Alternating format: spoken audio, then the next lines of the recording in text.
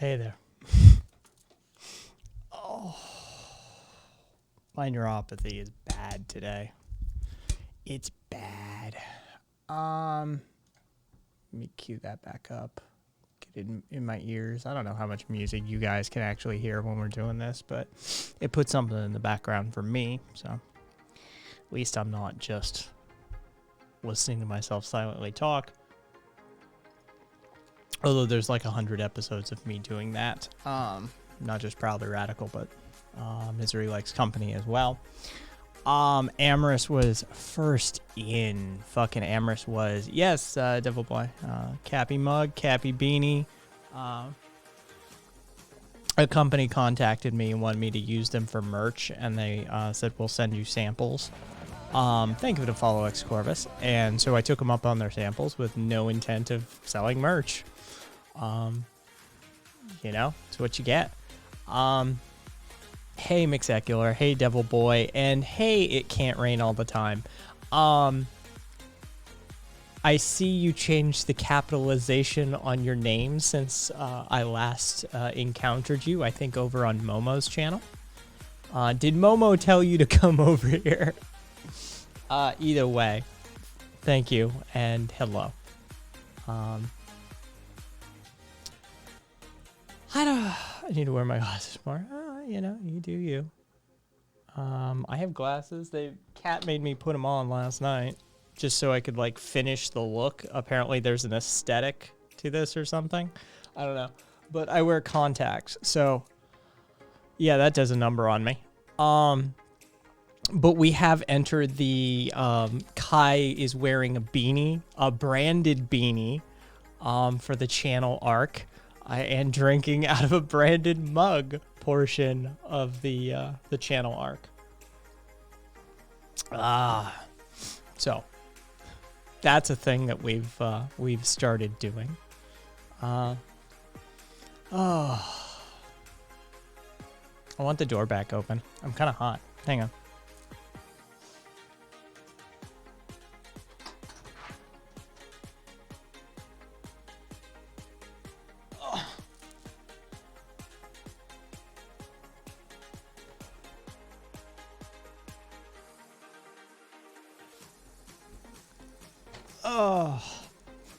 Oh yeah, I'm not doing merch. That's not a thing I'm gonna do. I mean, I know I've already got a couple of people yelling at me to do it because they want it. But I really not comfortable doing it. But I am going to have to get a Cappy mug and Cappy stickers out to Momo because Momo is already screaming at me for them. So that's a thing that's gonna have to happen. Don't want to piss off Momo. Or disappoint Momo, I should say. Either way, RV wasn't logged in. Oh, I mean, we could talk about, and hey, Kaiser, we could talk about Getz or Gates or whatever the fuck his name is. Hey, mister.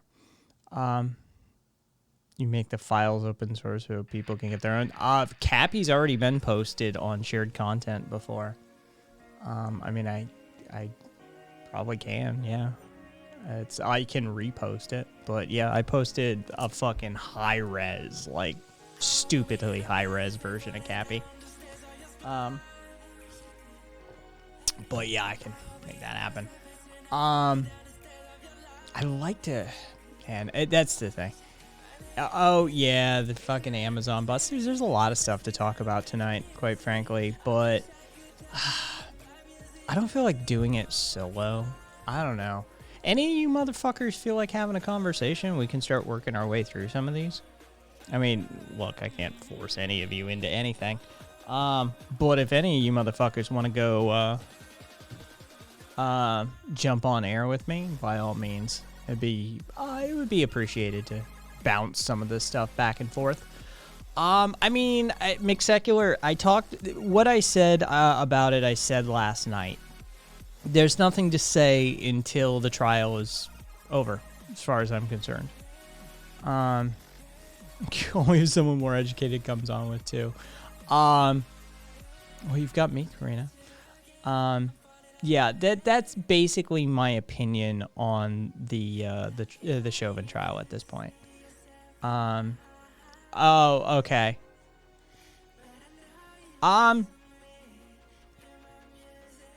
Yes, yes. Yeah, I don't have.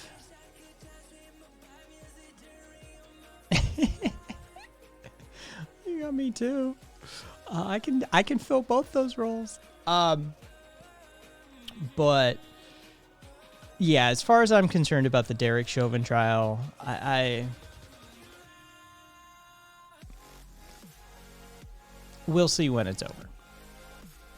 That's the only part of it I'm really concerned with. So the Bessemer, Alabama votes are being counted. They are being tallied. Hopefully they have been tallied and we will know the results. That is going to be a landmark. Hey, Cassidy. That's going to be a landmark issue.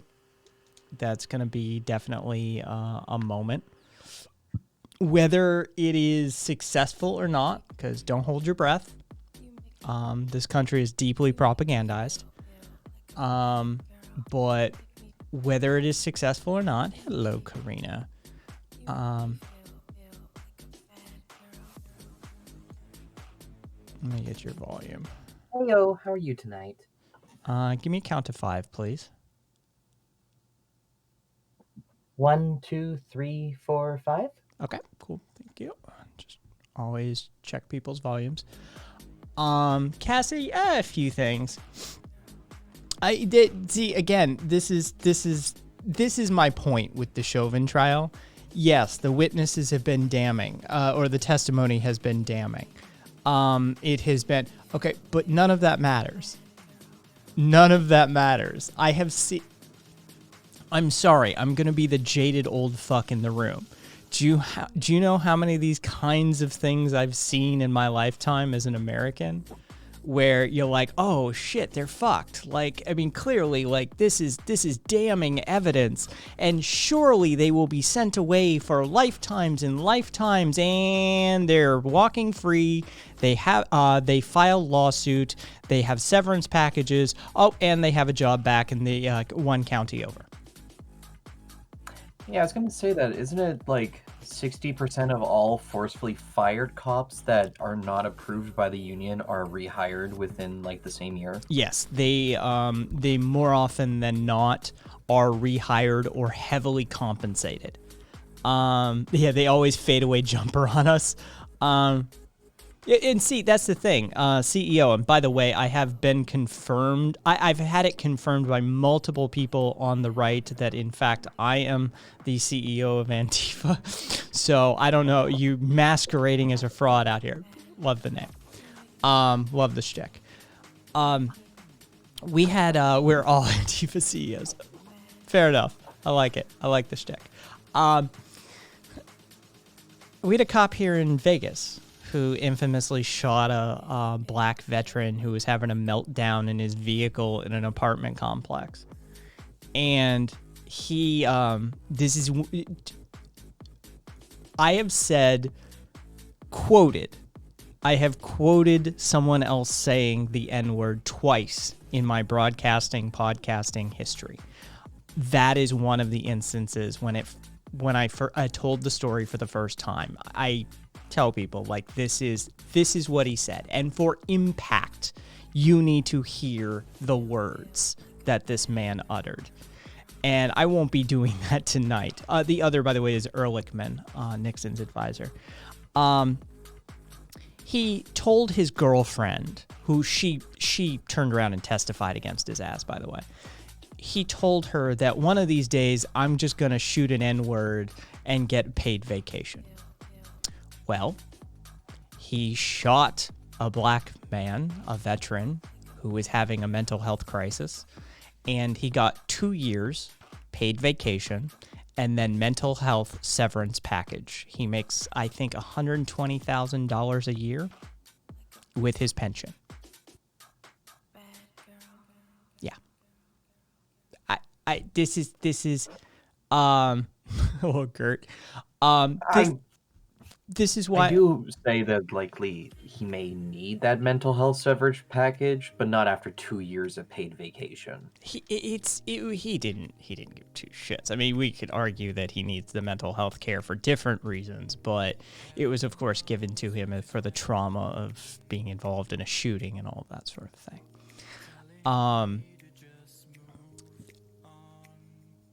I can't. You think with all that warrior training, they would love the heat of battle? Ah, yes, the David Grossman training. Yes. Yes. Well, Jesus protects him. Does not sound that much different for the RCMP training when you get down to like what did the boot camp sound like on the weekend? Yeah, it's pretty 1-to-1. RCMP. I just want to see if Grossman has ever been up there.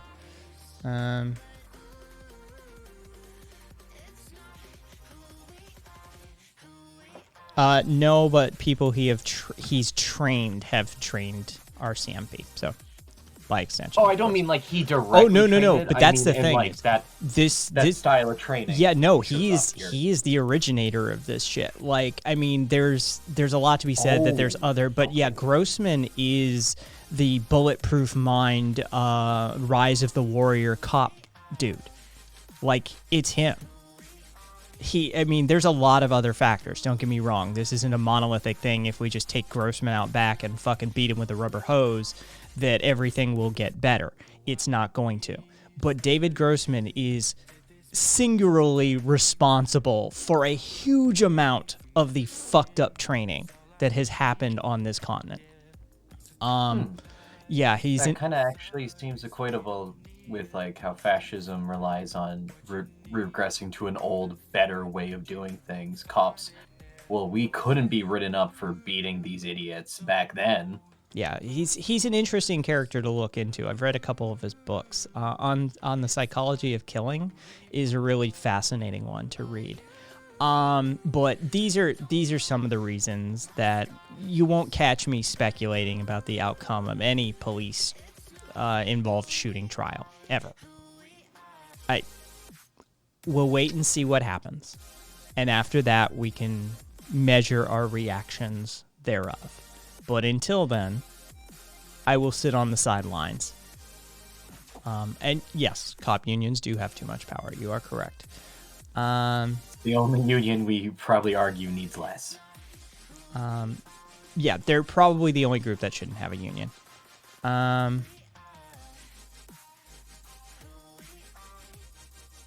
Yeah, again, Jesus Christ. Either way.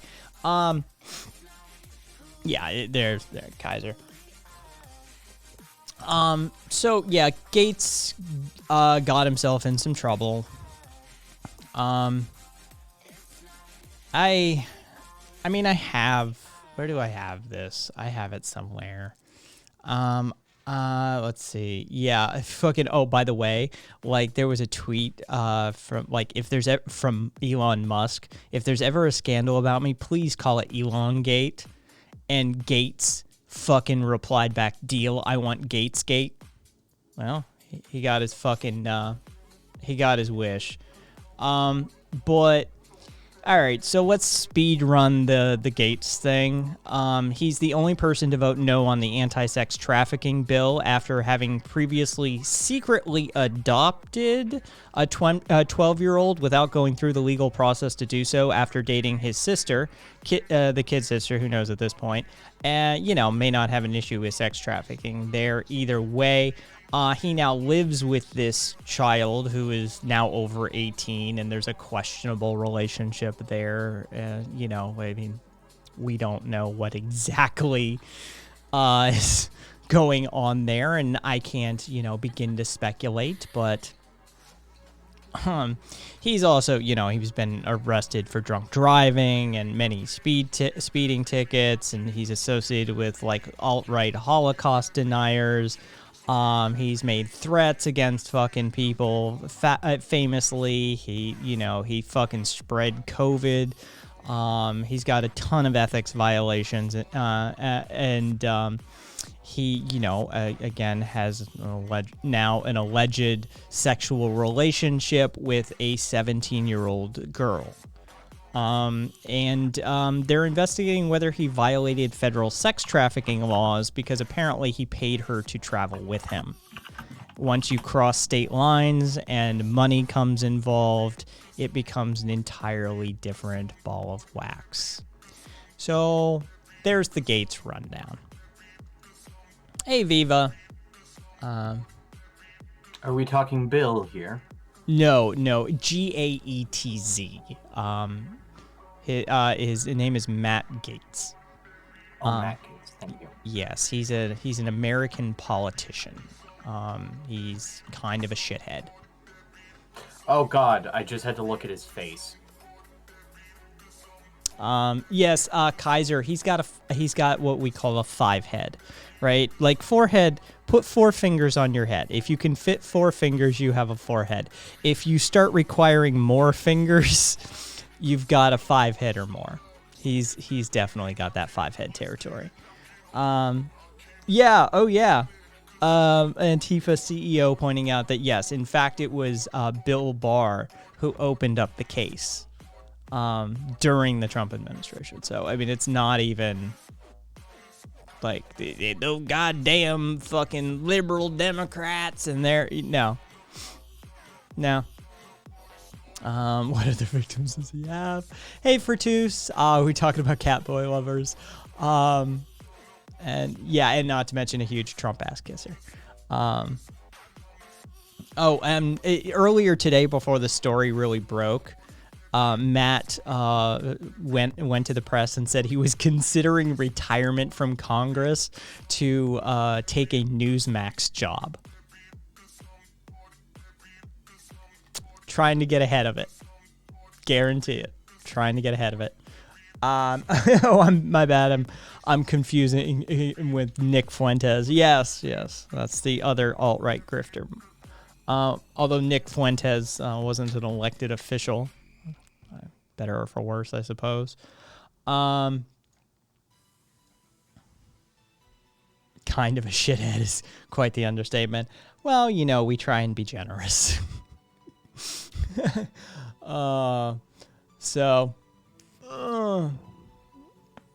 Yes, exactly, Viva. Well, I mean, allegedly likes them young. There's also, I just suspect everybody is a fucking weeb. Are you a bit of a weeaboo? Are you a bit of a weeb, Karina? Earlier on, yeah. Not much anymore. If I'm 100, it was all for the ecchi during them young testosterone times. Okay, fair enough. Twitter has gotten itself Twitter does Twitter. It's like Portland doing Portland. They always got a cause, but at least Portland's out there doing the right thing. Twitter has worked itself into a bit of a frenzy in certain spheres. The manga sphere of Twitter has worked itself up into a lather, because apparently the sort of the woke scold cancel everything left teamed up with some of the puritanical conservatives on the right, and we're starting to hound a bunch of the Japanese manga artists for their, whether it's the feminist take of why do you have to make her breasts so big, or whether it's the, conservative take of, you're contributing to the degeneracy of that sort of thing. That is literally the least notable topic we need to handle when it comes to anime. How about all the how about all the near children-looking characters that are getting sexualized here? Honestly, Mitre and I have the same opinion on this one. We won't touch the art thing. Like, we just won't. Like, it's in that, like, freedom of speech territory, and it's just not real. It's fiction. It's a huge red flag. Don't get me wrong. I'm not saying we should all fucking view it, do it, watch it, draw it. But I'm not going to criminalize it. I'm not going to shut it down. But it does help me characterize somebody if that's their obsession of drawing, that sort of thing. Like, it's going to inform me about them, but I'd rather be informed. That's just sort of my take on it. But it wasn't about that really. It was the moral purity versus, it was on one side it was the moral purity, and on the other side it was very much the sort of laundry list that the left runs people through. That's fair. And somebody published in Japanese and in English a guide for Japanese artists, telling them basically, if you see anybody with these words in their profile, this imagery in their header, then feel free to ignore them, block them, mute them.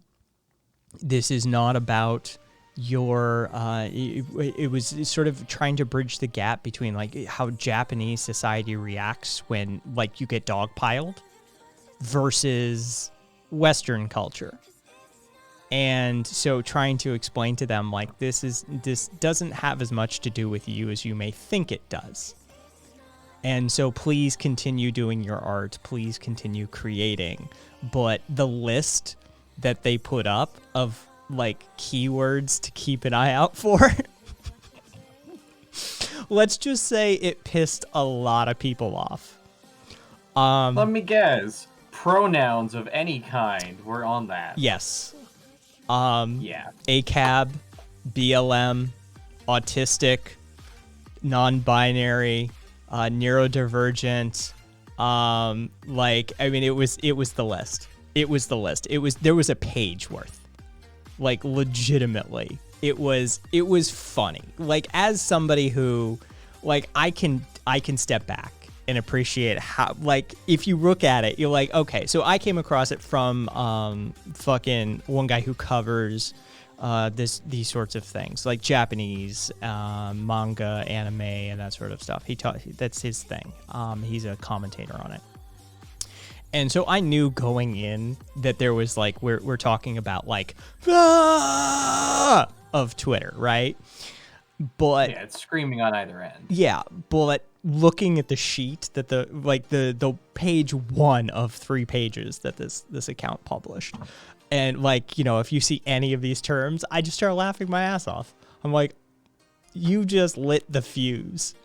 Like, and sure enough, like, cue it up. Like, you know what happened. And of course, then there were the people who were fucking on board. Though, you know, there was one account that was like, I'm non-binary autistic, and I swear to God, if you don't keep drawing big boobies, I'm coming for you. Like, see, some people know still how to have fun. And that's very well said. Yeah, like that's. Look, there's a time and a place, and there's a context, and there's nuance, and that's what a lot of people on the left, like, this is why I'm happy to be an anarchist. Sure, we have our share of, like, Puritopians and shit, but if you ever hang out with fucking anarchists, like, actually hang out with, like, a crew, there's, like, 50% we have work to do, 50% we need to decompress. And so, like, levels of debauchery and degeneracy that anarchists get up to is impressive. And I think that's... Encourage it. Yeah, I think that there's a... Oh, rock on. Thanks, Harvey. I think that there's that's missing a lot of times within other leftist spaces. It's like, you know, you should be having some fun, too, while you're at it. Definitely. Like, relax. Can't stand Puritans. Yeah, so it was, I mean, well, that's been the fucking, I mean, were you here yesterday when I was talking about the whole fucking Lil Nas thing? Dude, that's the fun. I think I only caught the tail end of that, but absolutely. I've only seen GIFs of his music video, and it is beautiful. I can understand why it pissed off so many people, and I wish I thought of it first. Well, it's, again, same instance. The auth left and the auth right agree. They came together. I watched, like, people were sending me shit that from fuckers here on Twitch and abroad that like, you know, principled leftists and shit like that, you know, fucking who stand for Stalin and shit like that, talking about how America is satanic and how this is an example, just one more example of Western degeneracy. Walking lockstep with fucking conservative Christian moral authority assholes who are talking about the downfall of Western society and shit. And you're like, what the fuck is wrong with you people? Yeah. So it was Okay, hot take. Only gay men and lesbian women can identify if something is both sexually attractive and empowering. The opposite straight sex cannot determine that for them. That is my rule. It just amused me that you see these sorts of like strange bedfellows come along that yeah. It always tickles me when you start to see fucking communists and Christian like moralists line up and start yelling about the same thing. Like, yeah, it's about authoritarianism at the end of the day. That's as I step back and put on my anarchist cap. It's like, yeah, no, you see what's going on here? It's authoritarians.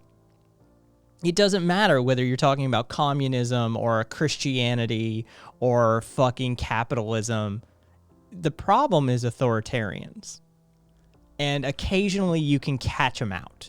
You can bait them out just well enough that you get to have a pure example of what you're up against. And Lil Nas, to his credit, managed to do it. And then you have companies like fucking Nike complaining about the devil shoes and how they like used fucking blood on a pair of Air Jordans or whatever, and you're like, those shoes were made by children in a fucking slave labor shop. Like, the last thing I'd be concerned about is a drop of fucking blood in the ink on the shoes. Like, who gives a shit? Ooh. As far as I know, like, it's not even confirmed if he's actually selling them or not. Because he offered them as Nike, and Nike was like, we have no contract with this person. I genuinely think it was part of the scam. Oh no, I think they just bought a fucking, like, they were only gonna do like a run of them, like 60 of them or some shit like that. It was a low number. Like, you just buy the shoes and you do them as an art project. It's been done before. Yeah. So, I mean, whether they do them or not, or they end up with a cease and desist. 666? Yeah, okay, there you go. You just go buy a fucking from a wholesaler 666 pairs of fucking Air Jordans. It's easy to do. Not the blood drop buttons! Yeah. So, I mean, the whole thing was just fucking, Got Punk. I'm reading into Anarcho-Com by Berkman. Is that a good starting point? Depends what you're looking for, Got Punk. I mean, if you're looking, I would look. I'm an anarchist, right? First and foremost, I'm an anarchist. So I would dissuade you from entering into like ANCOM first, and attempt to understand the principles and philosophies and reasoning and theory behind the anarchist milieu, or the anarchist community, as it were. So I would encourage you to start in that territory, but if your heart is set on like diving into like ANCOM territory, sure. Okay, I'm all ears. It depends how much reading you want to do. To be perfectly honest, I not only recommend, but I've sent a copy before, to the person who is on the line right now. In fact, The Government of No One by Ruth Kinna covers a lot of ground in not a lot of pages as far as like readers go. I mean, it's, it's not huge. Theory and Practice of Anarchism, The Government of No One by Ruth Kinna. It's going to cover a lot of ground for you. history. So it's going to cover some theory. It's going to cover like explanations, definitions, history, some notable figures. That will definitely get you like running. If you want Demanding the Impossible, A History of Anarchism, a couple of blind spots by Peter Marshall, by the way.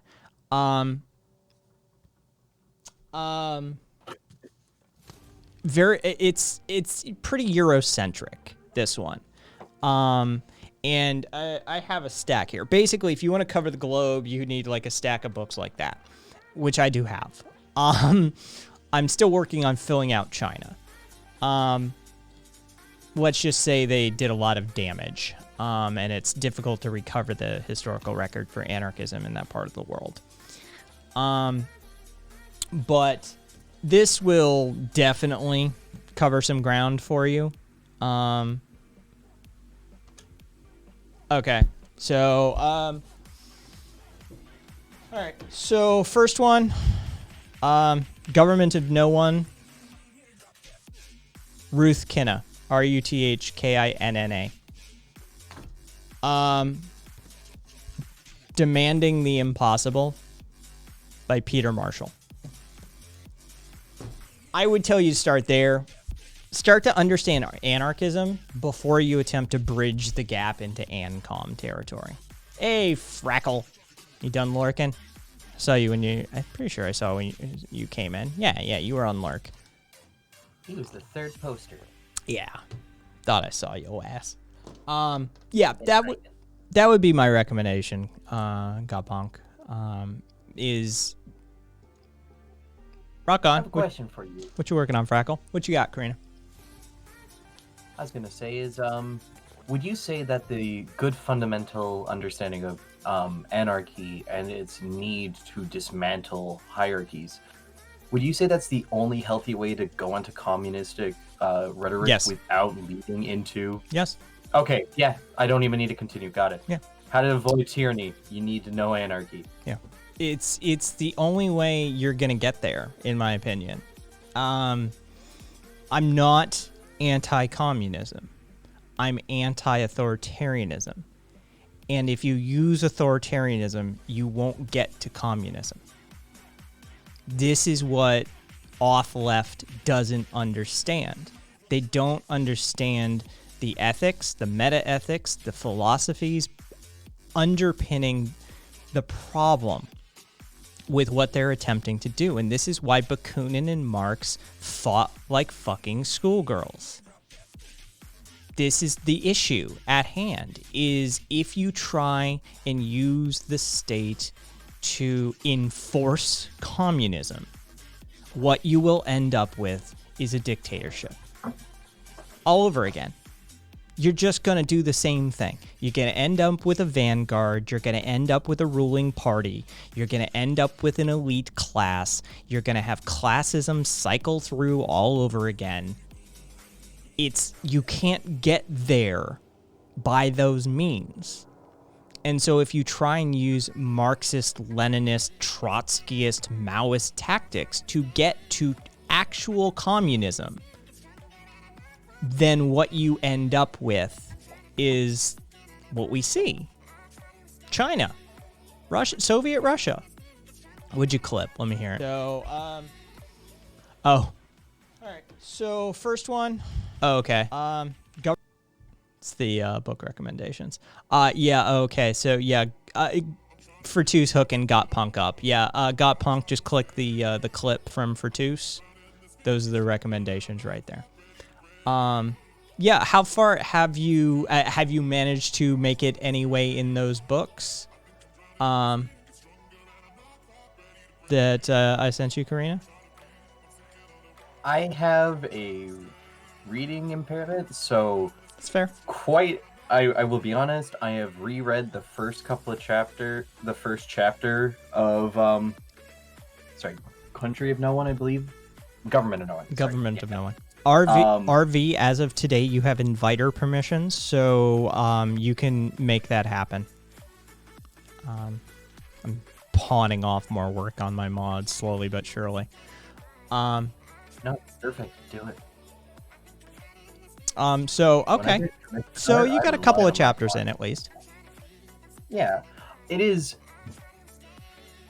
so interesting to just see, like, how these ideas haven't, these aren't new ideas, and how prevalent these ideas have been throughout history, and how often they're shut down.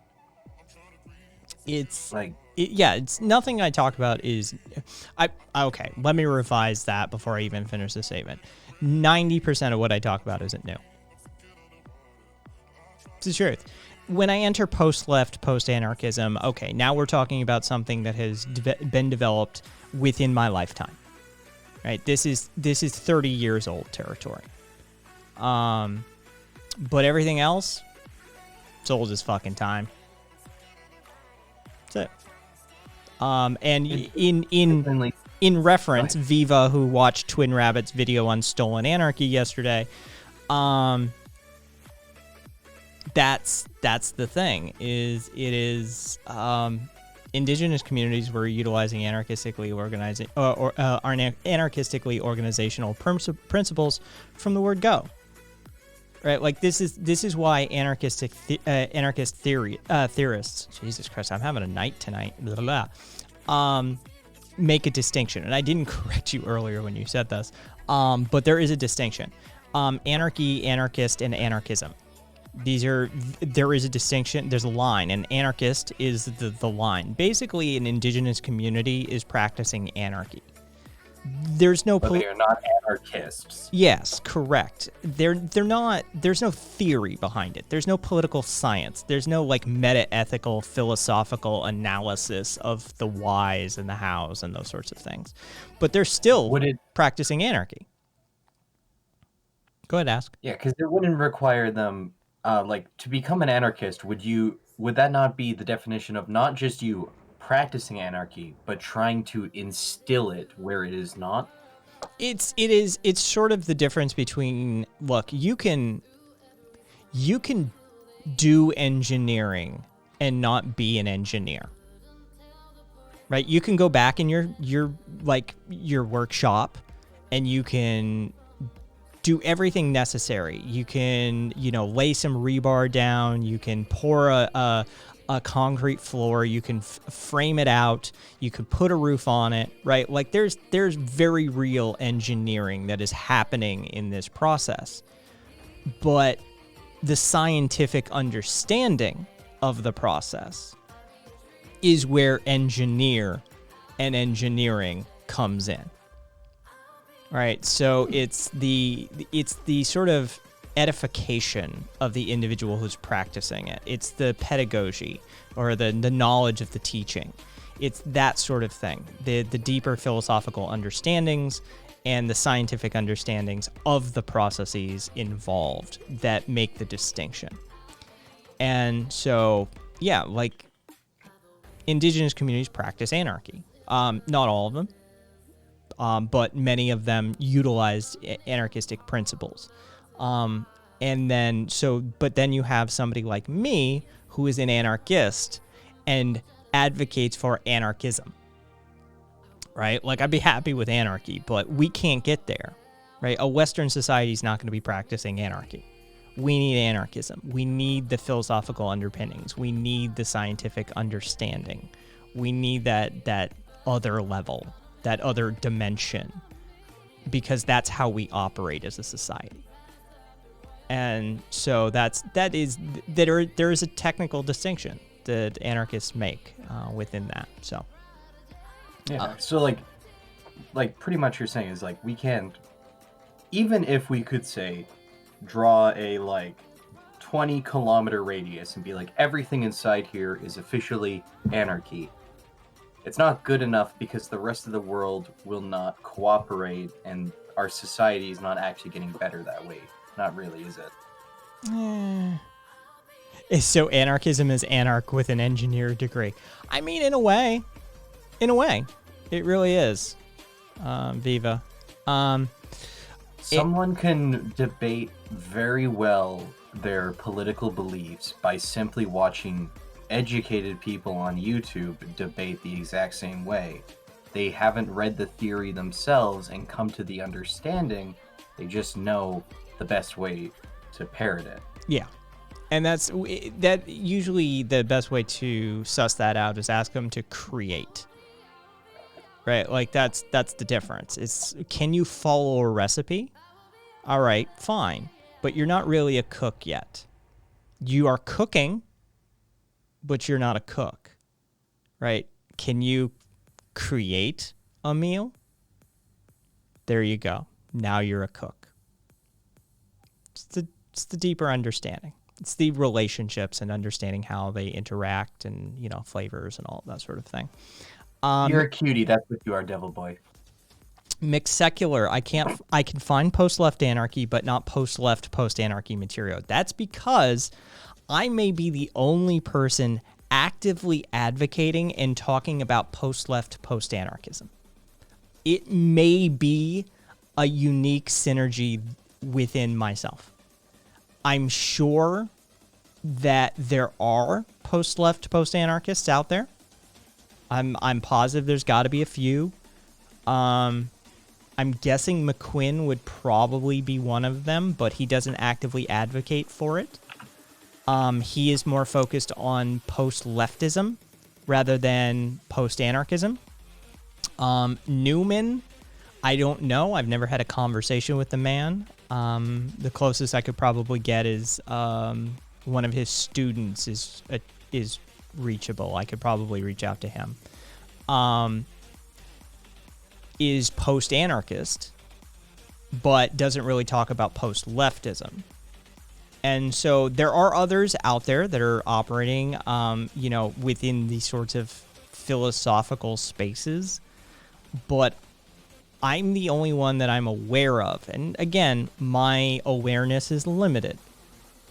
So there most assuredly could be someone else. But I am the only one that I'm aware of that is actively within anarchistic spaces talking about a post-left, post-anarchist analysis of the world. Hey, Maniac. Well, Viva, nice, Maniac. Okay, Viva, first we need to understand, okay, I am going to do huge reductionism for the purposes of brevity. All right? Post-anarchism is... Okay, so we're going to do two versions of this really quickly. We're going to do the fucking, like, intellectual academia ivory towered version that's going to have a bunch of multisyllabic terms that basically mean nothing to a lot of people. And then we're going to boil it down to its essentialist nature, right? Post-anarchism is a metaphilosophical, specifically meta-ethical analysis and understanding of the anarchistic space and the gains that the anarchistic milieu needs to make in order to evolve itself in the 21st century. All right. But what are those analyses? What does it boil down to? All of these sorts of things. All right. So within that space, they would say that it is a refocusing on ontological anarchism and a reclaiming of the Stirner-esque essentialist nature of anarchism. All right, let's do the simple version. The anarchy was inside you the whole time. That's it. It's really fucking simple if you want to boil it all the way down to the brass tacks.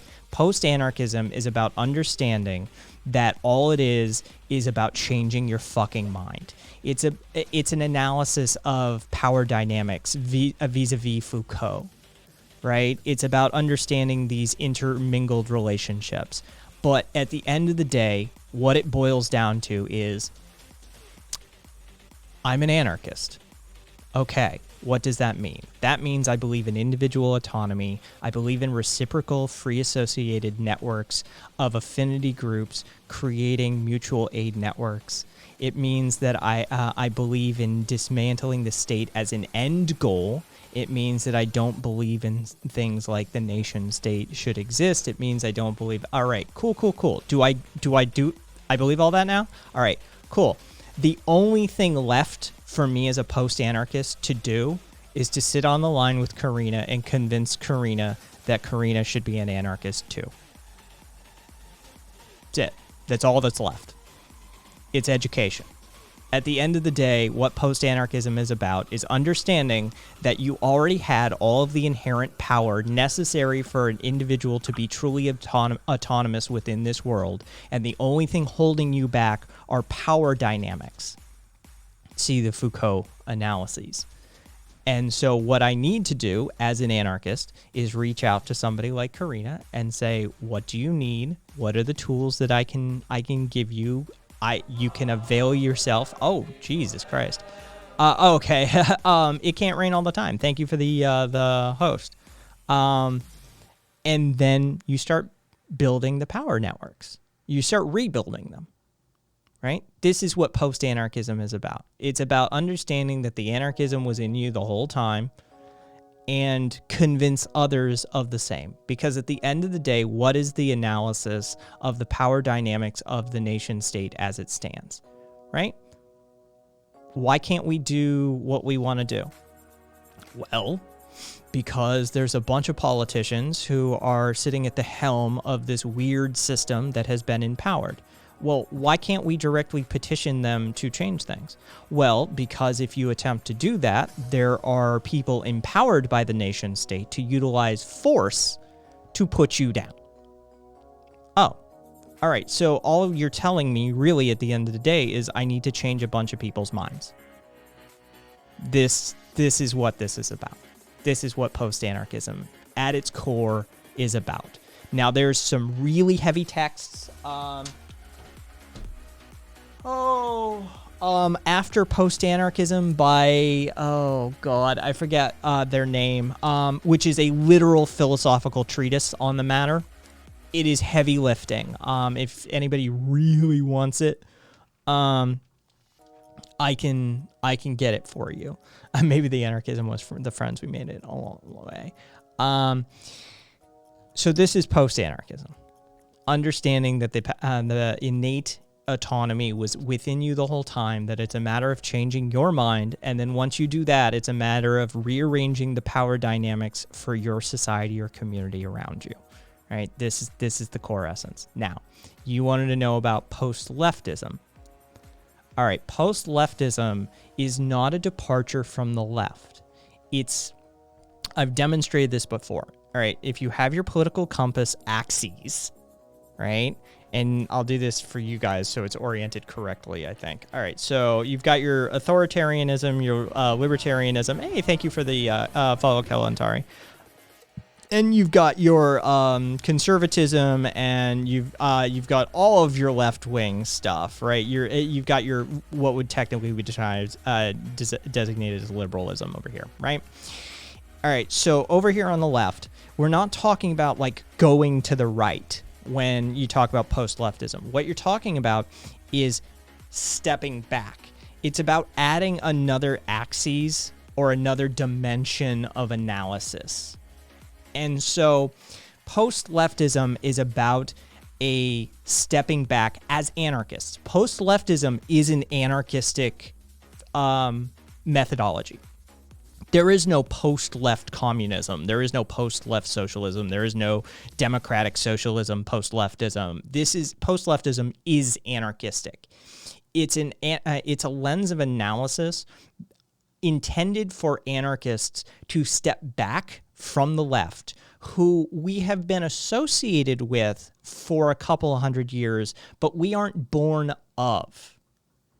And so it's a methodology, it's a toolkit to step back and analyze the left and say, okay, we like a lot of the egalitarianism, right? We like a lot of these Enlightenment principles. We like the humanitarianism that's embedded in there, right? We're not trying to throw the baby out with the bathwater, but there is a lot of stuff that happens in the left that is contraindicated as an anarchist. Oh, shit. Hang on. I just need to check something here. It looks like Discord just went down.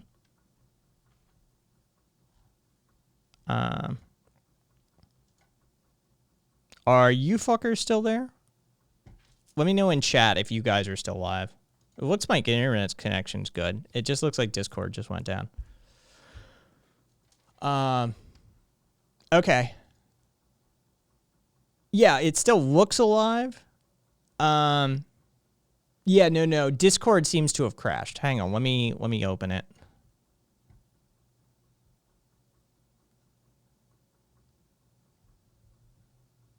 All right. Yeah, it looks like Discord is just down for me for some reason. It just killed itself. So I'm gonna leave it up for a little bit. Karina, sorry about that. Might be original thing. Yeah, oh yeah, it very much could. Let me check the server status really quickly.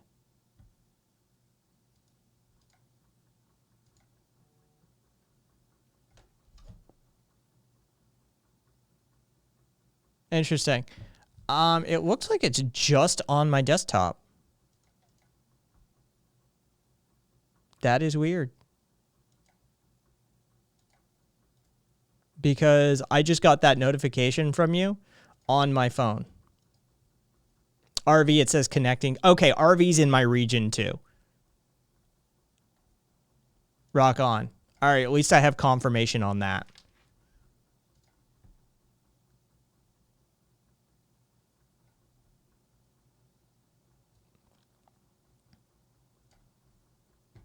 Weird.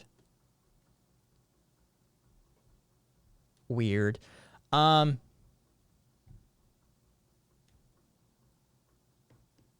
think somebody's, I think if I had to guess, I think somebody's fucking server farm is having problems, or somebody's front end connection systems, because Pretzel is having issues too now.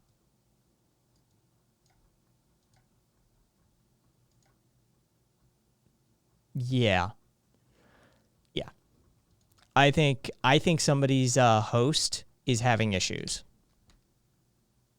because the Discord status page, somebody go to status.discord.com for me and tell me if they're having any regional issues, because it's not even coming up for me.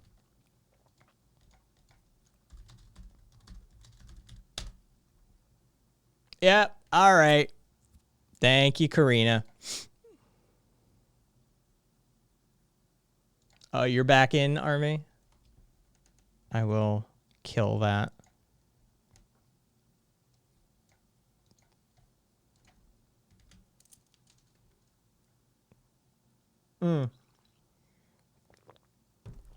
Yeah, well, they're not. For me, it's stuck on checking for updates.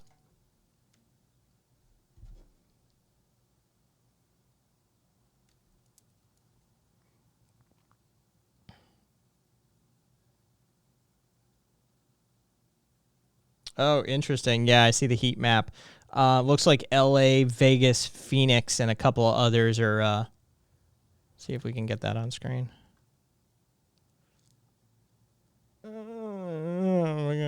Oh, yeah, that's difficult to see. That's completely blown out. Either way. Thank you, Karina. Yeah, I know, right? So, looks like they're having some issues. Can I jump states via VPN? Yeah, I wouldn't do it live, though. There is potential fuckery with OBS.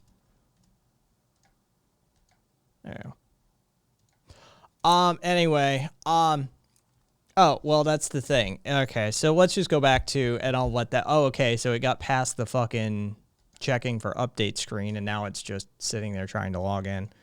All right, so Discord is having an outage, of some kind. So post-leftism is not about separating yourself. I know, right?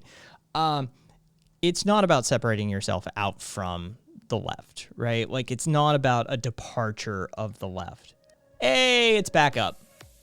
I'm telling you, somebody had the same time Pretzel came back up. Somebody's host was having issues. All right, so let me try and the on air,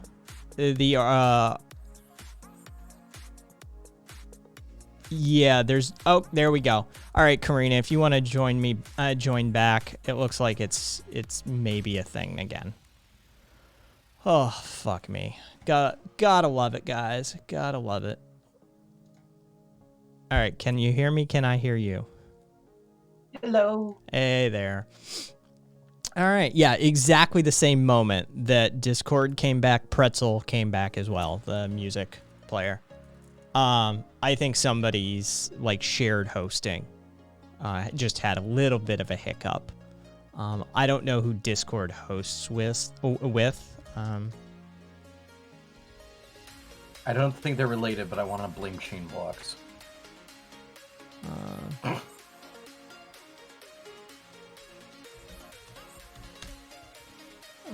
Let's see. MutualAidHub.org.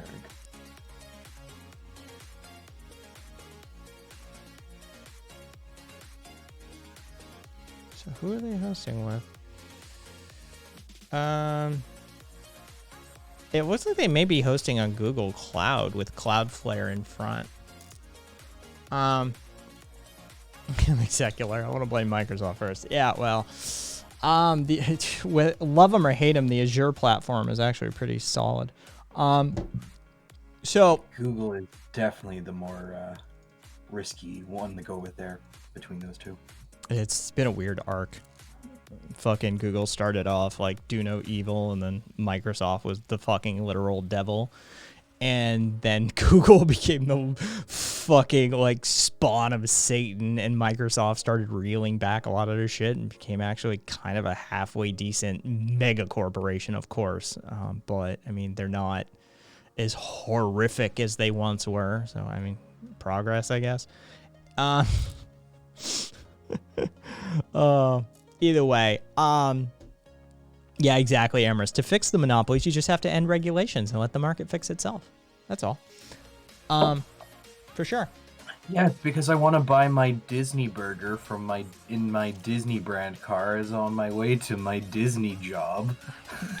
Fucking, I mean, that was the entire point of Epcot. Epcot within Disney World is actually it's an acronym. It stands for Experimental Prototype Community of Tomorrow. People were intended to live there. That was supposed to be a functioning, like, you are born there, you live there, you work there, you die there. Yeah. Can't sell your soul to the company store if you never owned it in the first place. Oh yeah, fucking hostile architecture, mister. Fucking hostile architecture. By the way, all right, so let me show this on screen. I will get back to the post. I know I was doing a dive for you guys, and I was about to explain what post was. I hate this shit. I can't stand that cities are doing this. Okay. Like even Canadian cities. So constantly. these, generally speaking, you need an Allen key to take these off. So you can just get at like Lowe's or Home Depot or any hardware store, mom and pop, if you've got access to it. Generally speaking, these are usually Allen keys. Occasionally they're hex, occasionally they're star, but sometimes they're just Phillips or flathead. Either way, they are put on with average tools. You can just take these off. This shit is more difficult to deal with, but if you want to get really creative, there are ways, and I will explain those ways in a second. This kind of shit, look, I'm not going to tell you how to fix that kind of shit, but Kaiser probably knows how to fix that kind of shit. Let's just put it that way. The most interesting methodology for dealing with this sort of stuff that I have seen was to, hey, good night, Got Punk, take care of yourself. They literally covered it in foam adhesive, like literally just poured on binary foam. So two compounds, you mix them, it expands. They just poured it on it and put a foam piece on top, and the entire thing became a super comfy mattress. 2-part smooth cast foam, not adhesive. I can't remember the exact term. Yep. But yes, absolutely easy to get. You can get it in very large quantities for not that expensive. I know this because the resin we use is by the exact same company. Super easy to get a hold of. And when you do, that stuff is basically the same intensity as like your Nerf foam kind of stuff that you would see, or those spikes, Spirit of Halloween weapons. Those spikes just Super disappear. comfy. Yeah. And it is non-destructive, by the way. You can just chisel that shit off. It's not vandalism as far as I'm concerned. Remember, your city had to pay somebody who probably didn't have a job before to clean that off if they're doing it. Yeah, exactly. Hostile architecture. A gay Democrat dressed as a 17-year-old girl has been charged with extortion. Move along here. Nothing moral left-wing behavior. Jesus Christ. So, anyway, post-leftism is, as I said, it's a dimensional step back, right? It's not about eschewing the egalitarian principles of the traditional left, of the classical left. It's not about saying, like, we're going to go hang out with the alt-right. It's about, it is literally property of anarchism. Right? Post-leftism is an anarchistic principle. It's an anarchistic tool, basically. And it's stepping back and saying, all right, what is the left doing what has become predominant and prevalent within the left that does not align to anarchistic principles?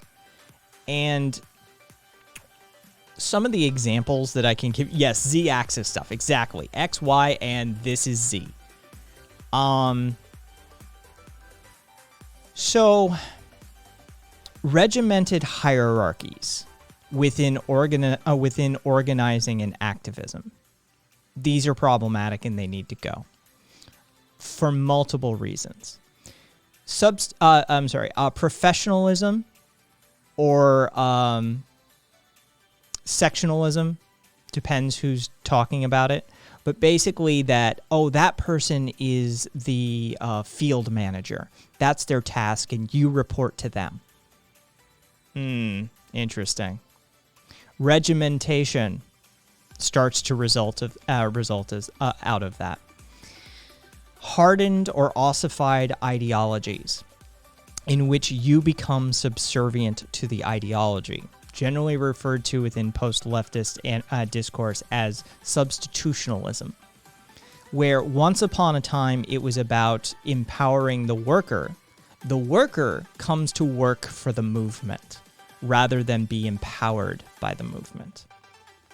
You see this all the time. These are just some of the things that are critiques that post-left anarchists have about the left. And there's even an argument to be made that these were there the whole time. That this is an embracing of an old idea. As old as Bakunin and Marx fighting about it at the First International. Because this is what Bakunin was pointing out to Marx, is that if you use this regimented, hierarchical, state-run, authoritative methodology for achieving your communism, you will never achieve your communism. And it's a return to that in a lot of ways. And I mean, this is how things happen, right? If you study this process at all, this is sort of, I mean, I'm not a fan of him, but even Zizek has talked about this shit. That, you know, there's a new idea, right? Somebody remixes an old idea and sells it as a new one. Everybody freaks out, says that you're, you know, a heretic of some sort. Then they make the critique that in fact it's not new, it's old. and then eventually they come to the position of acceptance. It's a process by which a lot of ideas evolve. But post-leftism is about a critique, as an anarchist, of leftist movements as they have developed specifically in the last 30 years. Give me 1 sec here. Where's my productivity?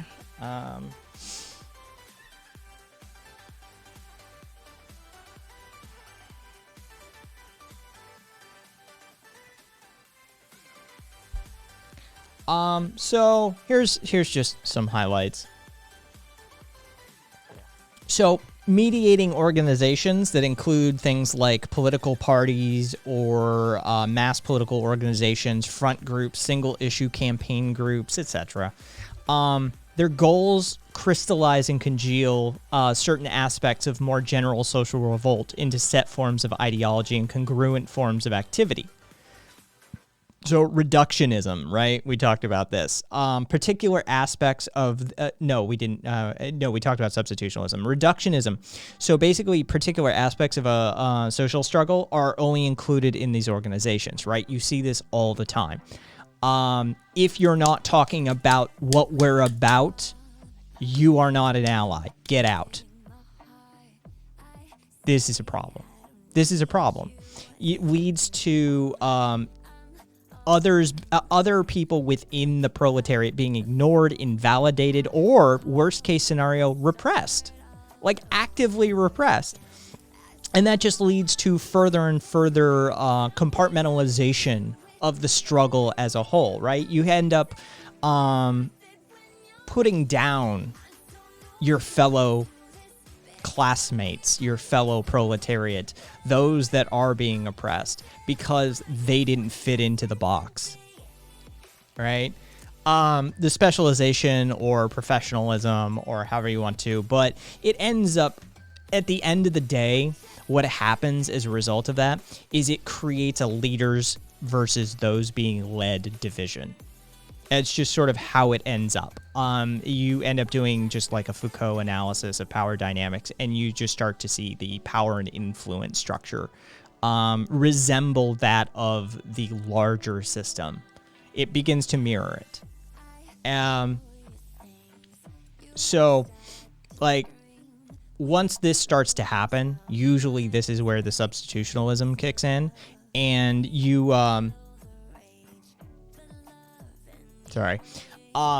basically the movement or the organization becomes the focus, or the ideology. But the movement of the organization becomes the focus, not the people that they're supposed to be helping, not those that they're supposed to be liberating, it becomes about the organization. It becomes about the movement, right? And once you have that monolithic entity, that's when the ideology comes into play. And once the ideology becomes ossified, now it's about the thing rather than the people. And so these are just some of them. And like you can have like individual autonomy within the free initiative. Within a free initiative is an anarchistic take. You have free association, refusal of political authority, and thus of ideology. Small, informal, simple, temporary organizations set up to achieve specific purposes. Decentralized, federated organizational structures, these sorts of things. These are counters to those problems, right? So this is what post-leftism is about. It's about an anarchistic analysis of the way that the left has been operating for the last 70 years in the U.S., basically kicking off from the 60s forward. It became a certain specific way, and it really caught ground in the 90s and then in the aughts. And post-leftism basically has been a thing since about the late 90s. There's some talk that can be classified as like proto-post-leftism from like 94, but basically after 2000 is when you're looking. So post-leftism has basically been around for maybe 30 years. And it is a response to the left as anarchists and say, all right, like we're for a lot of this stuff, but we're also against a lot of this stuff. And just because we are over on the left with you doesn't mean you get to railroad us on this other stuff. And not only is it about not being railroaded, it's not just some moral outrage sort of situation. It's about efficacy. It's literally, it's about effective praxis. And if you're creating an organizational structure that ultimately becomes monolithic, ossified, and becomes the primary focus rather than the people you're supposedly trying to help, you are part of the problem, not part of the solution. And so this is the end of the rant, basically. This is the end of the line for that question about post-left, post-anarchism. Post-anarchism is about understanding that you're already an autonomous individual and all you have to do is redefine the power dynamics and relationships around you in the world. And post-leftism is about an analysis of the group that you may be hanging out with as an anarchist and giving you the tools necessary to not only keep it in check, but redefine and, recreate or create a space in which those trappings of the left don't trap you.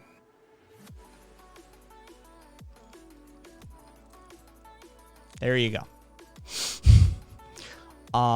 Now, Karina, I'm going to ask you to act as a proxy for all of chat. Do you have any questions or do you have anything you want to say? Well, I have been typing in there for a couple of things. I'm going to skip over the first thing I type. All right. So this is really more about us having to check the organizations. I'm going to obviously parrot a couple of things back, but that's just to, reaffirm. Is this, as best as I can understand, this is about us looking in on the own organizations that we consider in good faith, and because of those internal biases we put on them, we need a secondary set of thinking to judge ourselves in the same values we would anybody else not thinking of allyship. Like taking our own internal biases out of it and look at it actually carefully. Are we treating each other equally, even if we want the world to be equal? Are we practicing what we're preaching? Are we doing action that actually is helping everyone? Or are we still putting one above the other? Yes. Okay. Yeah.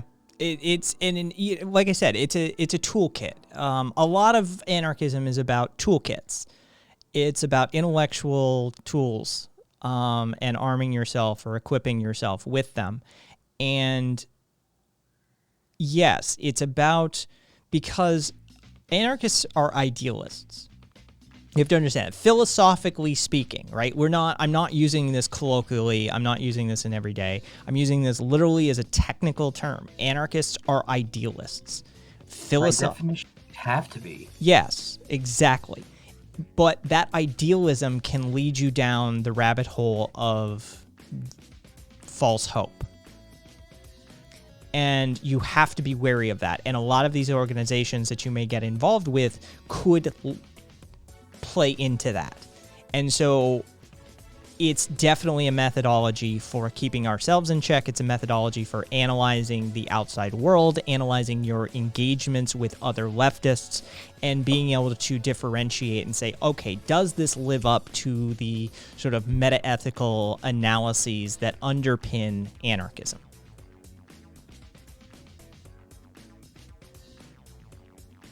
Yeah, because I could easily believe a charitable organization Bisecular. that has... Bimixecular. Have a good night. I could easily believe a charity that has truly altruistic means will do a lot of awful things to get to that end and justify it, and only post-left it, like any consideration of that would be considered post-leftist, post-anarchist thought, or at least post-leftist. It's like, hey, are you actually making the world better, or are you going to hurt people to make some better? Yeah. And I mean, this is, again, it also gives you a toolkit for self-analysis due to the fact that we internalize a lot of the authoritarian structures around us. Right? Like, we're constantly bombarded by this structure. And despite our best intentions, sometimes we mirror it. And you can see that within especially off-left spaces, that what they end up doing is recreating the oppressive hierarchies that they are claiming to fight. Basically, every thought that is, this is how the world is, and isn't followed with why, would be considered a thought in that way, wouldn't it? Yes. Yeah. Yeah. So, yeah, I mean, I think I did a decent job. You seem to grasp it. Like, it isn't terribly complicated. It's not super like inflammatory. Like I said, it's not about like anarchists saying like we're going over to the alt-right. It's just trying to rectify and keep our hands clean. Like, rectify some of the differences with the left as it has evolved over the past few decades, and to give us philosophical distance so that we can remain ideologically anarchists, right? If the off-left ever has to decide between preserving an authoritarian state or leftist principles, it'll abandon its leftist principles every time. Yes, 100%. Hey, Peach.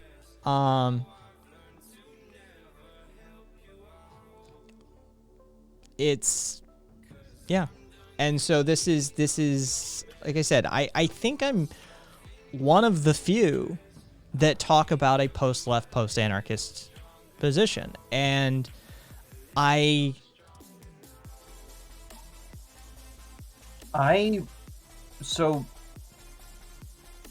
don't want to make this topic about another streamer or creator, but by all means, I have concerns with, after like just this topic tonight, I do have concerns with Vosh.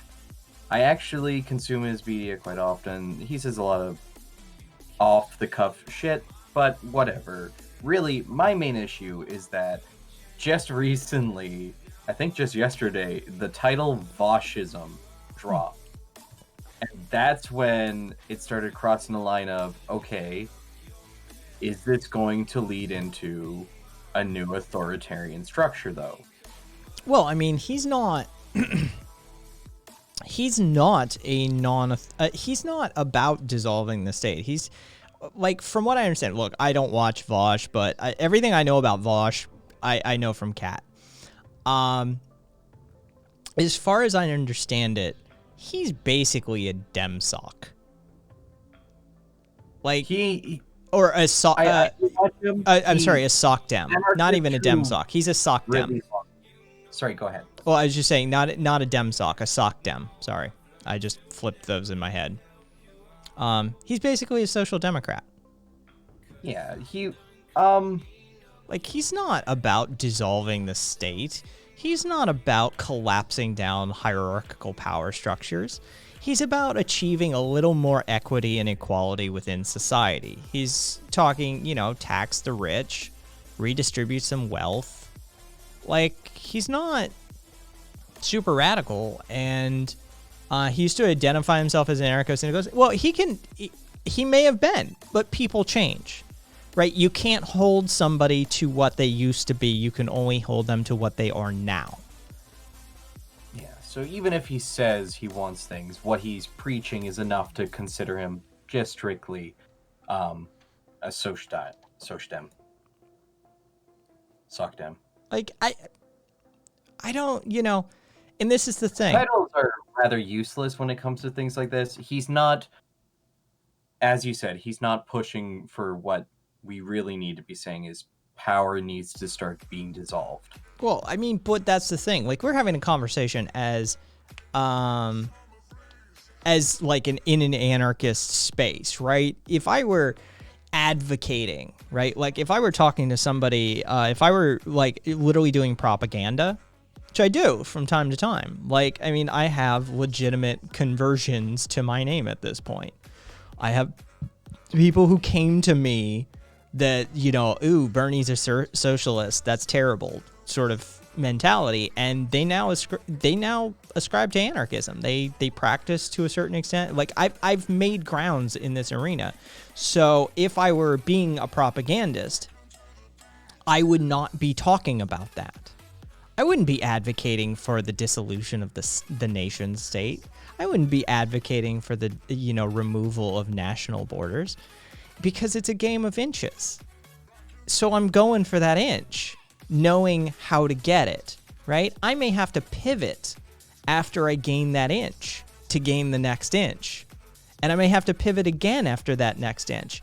But as long as you're capable of plotting your map out in your head and making sure that you still have your goal in mind and that you haven't turned yourself around while doing this and you're headed the other direction now, well, then this is how politics are played. And That is fair. He is trying to do real action. it is, I mean... Sorry, I shouldn't say real action. I mean, he wants to get into politics, like actually run at some point. So. And I think he'll be effective. I'm not saying whether he'll make the grand changes that we need made, but he's got everything. He's got all the tools necessary to engage in that space and do it effectively.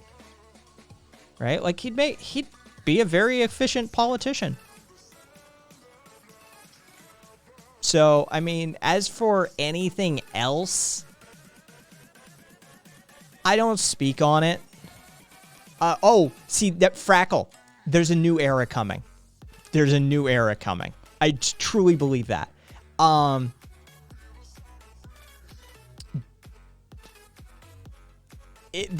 He has far too much social media baggage to survive campaigning. Not if he doesn't fucking apologize. This is comedians' rule number 1. You apologize, they'll eat you alive. Don't apologize and just own it. Look at what fucking Trump pulled off. Y'all forget, like, leftist spaces forget how this shit works in the real world sometimes, right?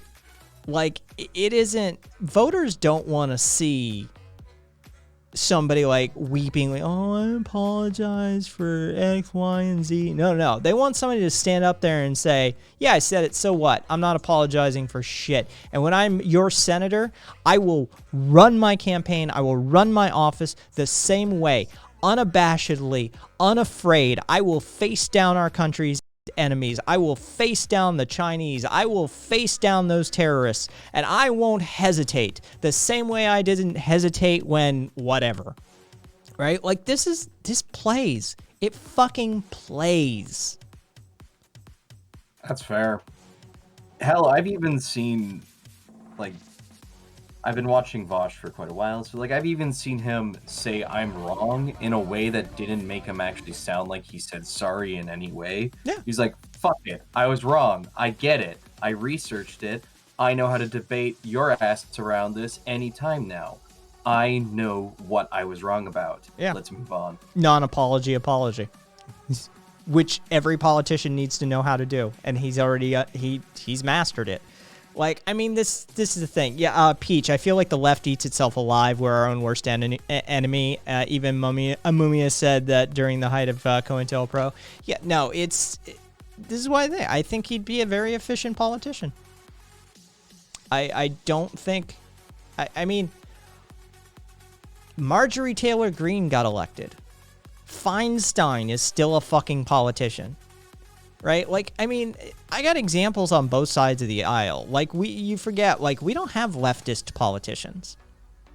Right? Like, that's online leftists, Twitter sphere, fucking Twitch left, YouTube left, like people. A lot of these motherfuckers have never walked in the real world, it seems like. And that's where a lot of my, like, disassociation with the puritopian anarchist comes from. Yeah, I've lived a pretty fucking bougie life, but all of my friends, well, minus one, were always fucking, like, blue-collar worker. Their parents had to work their asses off. I hung out in those degenerate spaces. I fucking, you know, that's the sort of, like, I don't like people like me, usually. And if you don't have exposure, if you've just been in the ivory towers of academia and you've been insulated because you have money or you've had, you know, a suburban upbringing, then you think one way. But go hang out with somebody who's properly blue collar, who fucking works for an actual living, somebody who's had a parent who worked 2 and 3 jobs, who's somebody who works 2 and 3 jobs, right? Like, get down in the muck, as it were, and experience it, and you start to understand how easily Vosh plays. Right? Like, it's easy. Yeah, of course that makes sense.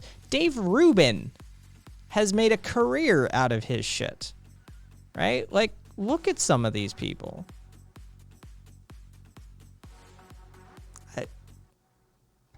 Effective. Simple. Yeah. That's why I made a point to stay away from electoral work. Peach, I mean, I get it. We need people like you. Don't get me wrong. I prefer doing neighborhood work, popular education, mutual aid. Peach, I respect it. How do we pull centrists to our side? One, stop insulting them. The left is terrible with this. We need to not infer they're stupid when we're trying to call them ignorant. There are nicer ways that we can get around this. Imply. I couldn't resist. You make the implication, they make the inference. But well, yeah. We are implying they're ignorant. So I'm saying, when you fucking imply that they're ignorant, please. don't call them fucking stupid. Start there. Don't treat them like the enemy. Right? Like, that's the thing. That would go a long way on the left. Stop treating people like they're the enemy. I've pulled a few out of the right-wing camp effectively into the anarchist camp, or at least the anarchist adjacent camp, by not treating them like the enemy. That's something the left does. The right does it too, don't get me wrong, but we're talking about our team's politics, right? Like, I'm not talking about how to optimize right-wing politics. I'm talking about how to optimize left-wing politics. Stop treating everybody like they're the fucking enemy, unless they're tankies. Go ahead and just keep treating them like they're enemies. I don't know what the deal with them is, but honestly, as an anarchist, I don't trust any of them. But with that being said, stop treating people like they're the enemy.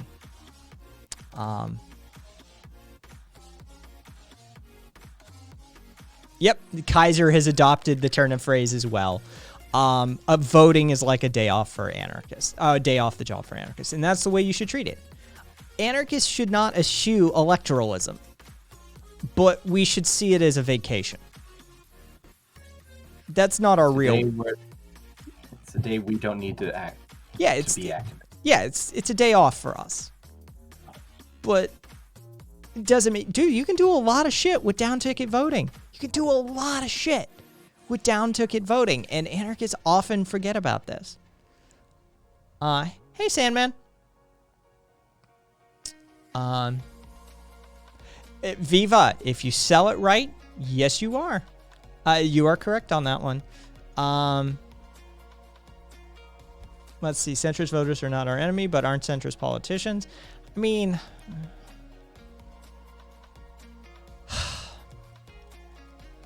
I would prefer not to characterize any of those that we carry disagreement with as our enemies. That needs to be a psychological change within the milieu, within the community. I think that would go a long ways to detoxifying some of this behavior. that we stop treating the other as our enemy. There used to be honor in being the political opponent, right? Like somebody who, I mean, if I were, I don't know, give me the alt-right version of Vosh. Who is that? Like, who's the alt-right version of Vosh? God, I want to know nowadays. Actually, I hear his name a lot. Charlie Kirk? Mr. Sirs, but no, Nick Fuentes? That's him. Okay. That's him. Eric Stryker. All right, it doesn't really matter. Thank you for examples. I'm just gonna Matt Walsh.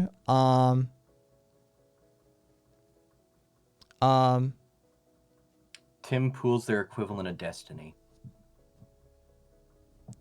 So I'm gonna go with Eric Stryker just for shits and giggles because I don't know who that is. Paul Joseph Watson, Cocker Charlson.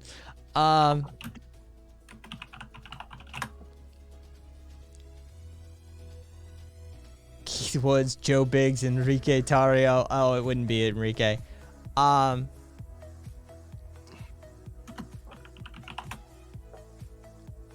We need to back people off the brink.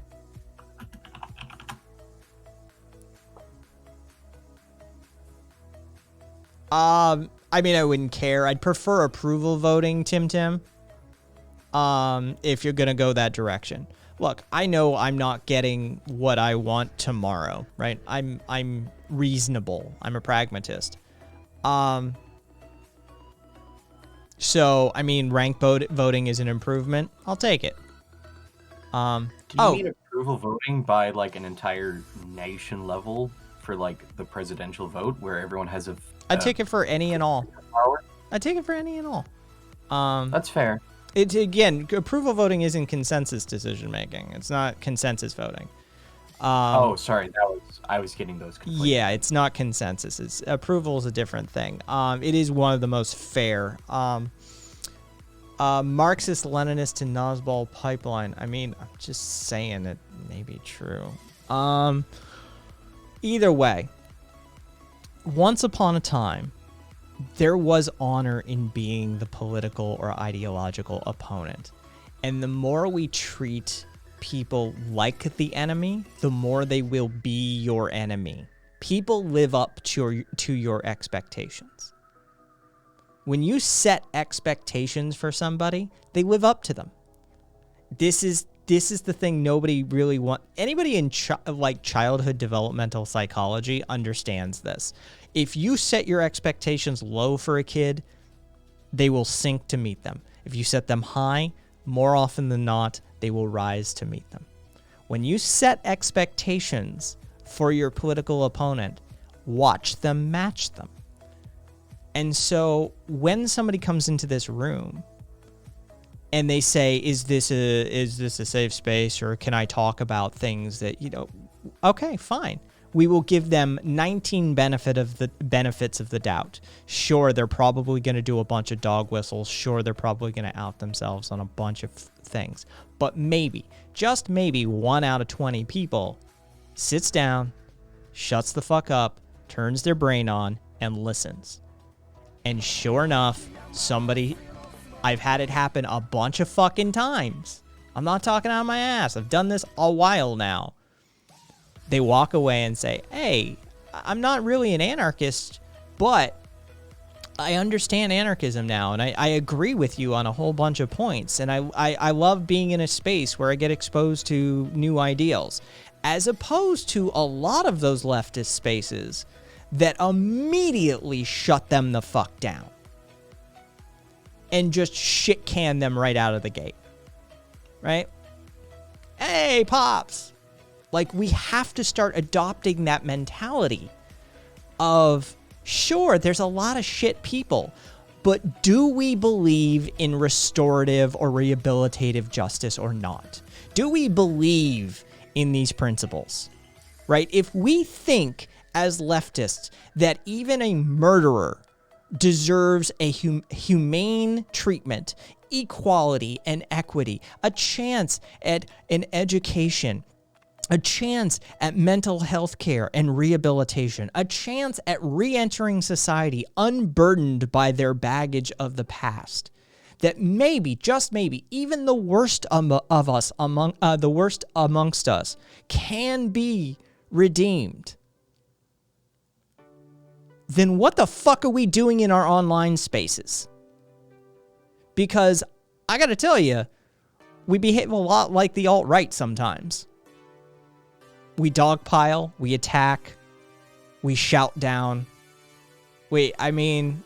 So these are the sorts of things. What can we do to start getting centrists? What can we do to start getting people to move to the left? Start making the left a place that you want to be. That not just you, but everybody. Make it a place that says, look, we're not going to tolerate some of that stuff, but I'll sit down with you. I'll hold your hand through it.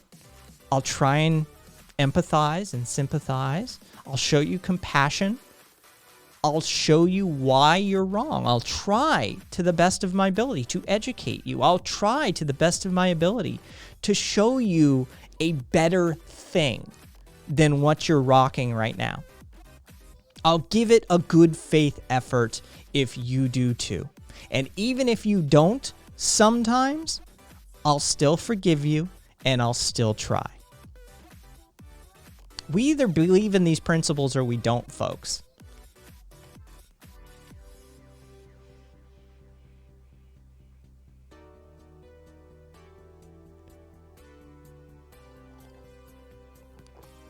Frackle?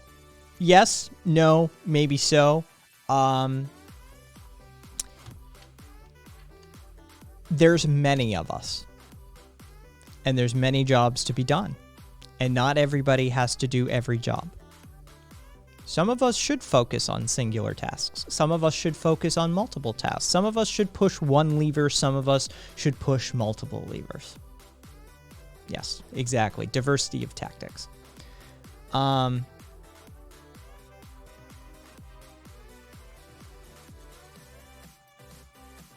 Exactly. Exactly, Karina. You can unmute yourself if you want. I'm off my soapbox if you want to talk about whatever the fuck I was just ranting. Hey, hey, Chris. I'm gonna scroll back in chat. Anything you want to add on to that entire fucking rant? No, pretty much what I typed there was just, yeah, no. They always want, Republicans kind of have the equivalent of what I just described there. They have the businessman sits you down with a beer and explains to you how investing in these major economic systems and tying yourself in with business will eventually get you to owning capital, and then you're climbing up the ranks. It's always sat down with a beer. Anarchists need to take a joint, walk them down, and teach them how the world at a more natural point will work out far less oppressively. And it's going to be scary, but let me just take my hand and let me show you. I just... Kat put me onto this, and fucking I just took it and ran with it because fucking I found, like, for those of you, like, if you, one, the long timers know who Kat is, and the people who maybe new, like, Kat is a mod, but Kat is also somebody who's been with me for quite some time from another platform even. But one of our old timers nicknamed Kat Baby Kai. Because even though Kat is 18 years my junior, we think very similarly. And when he gets to an idea before I do, I tend to just feel it out and run with it. Because usually it's something that I would have gotten to eventually, one way, shape, or form. And just because we're running different, we're running parallel tracks, we end up on different things sometimes. There is a lack of ideological consistency within leftist spaces. And we preach a lot of stuff that we don't actually practice. And there needs to be more of us that hold our own feet to the fire and point out shit like that. I don't know. Okay, so I'm going to turn to you, Karina, on this one.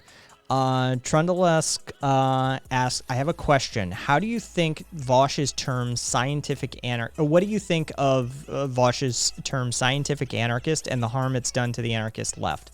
I don't know anything about this. I don't listen to Vosh. Can you add context to this for me? I can definitely say this is not a everyday term he drops. Watching his streams, I catch about two streams a week of his. And yeah, no, this is not a term he uses very often. And if this has done damage to any corner of the left, this is entire observation and assumption. But I'm assuming this hit a very small group that probably ran down a rabbit hole trying to dismantle this idea or argue it. And that tore them apart and actually hasn't done damage to the left as a whole. 12 or 13, just complimenting your name, by the way. Thank you. And happy Trans Day of Visibility to you two as well, non-binary superpowers, and anyone else who may be trans or knows someone trans or whatever else. Actually, one beautiful thing about my name that my parents don't even know, because goddamn, this is going to be a rough time for me, but I'm going to face it. They chose my name. Before I was born, my parents knew they were going to have a girl, and they lost the child at late stage of the pregnancy. And because of that, they had already picked out a name, and it messed with them. So what they decided to do was next time they weren't going to know the gender and choose two names. And so I've always known what my name was, and it turns out later on it was going to be the same name as my sister's if I had it. It was either going to be Cooper or Karina. Nice. And they don't know I'm still keeping it. So Trundlesk, I don't watch Vosh. This is what people have to understand. I don't watch Destiny. I don't watch Vosh. I don't watch any of these people. Peach telling you that's really beautiful, Karina. Oh, thank you. I'm actually just gonna Google scientific anarchist, see if I get any. I looked it up. I used DuckDuck. there is no like there, I mean there's epistemological anarchism, but that's that was Paul Feyerabend or whatever, he's an Austrian. But yeah, there I don't find any quick reference to scientific anarchism. I can only assume he's talking about viewing anarchism through a scientific lens, which I'm going to be honest, I'm not sure if science is a contradictory or a... I don't actually think there's much overlap against or for it. I mean, there's an argument to be made, and I know, like, let me look. I think it was Osgood who wrote a fucking piece on this. Yeah, 1889 Scientific Anarchism. Herbert Osgood wrote a piece on it. References, I do believe, Proudhon heavily. Yeah. But again, I don't watch Vosh. I've never, so I don't know. I don't know, Peach. We'd have to have a clip of Vosh explaining what he means by scientific anarchism. And as for the damage that it has done to anarchists, left anarchist spaces, I don't think it's done any damage, because I haven't heard of the term. And frankly, I'm not aware of any ripples that have, any ripples that have developed into waves. I'll be a bitch here. I'm sorry, one Discord channel probably shut itself down after this. Maybe I just I'm hang sorry. around too many Maybe Voshites. part of it. Maybe.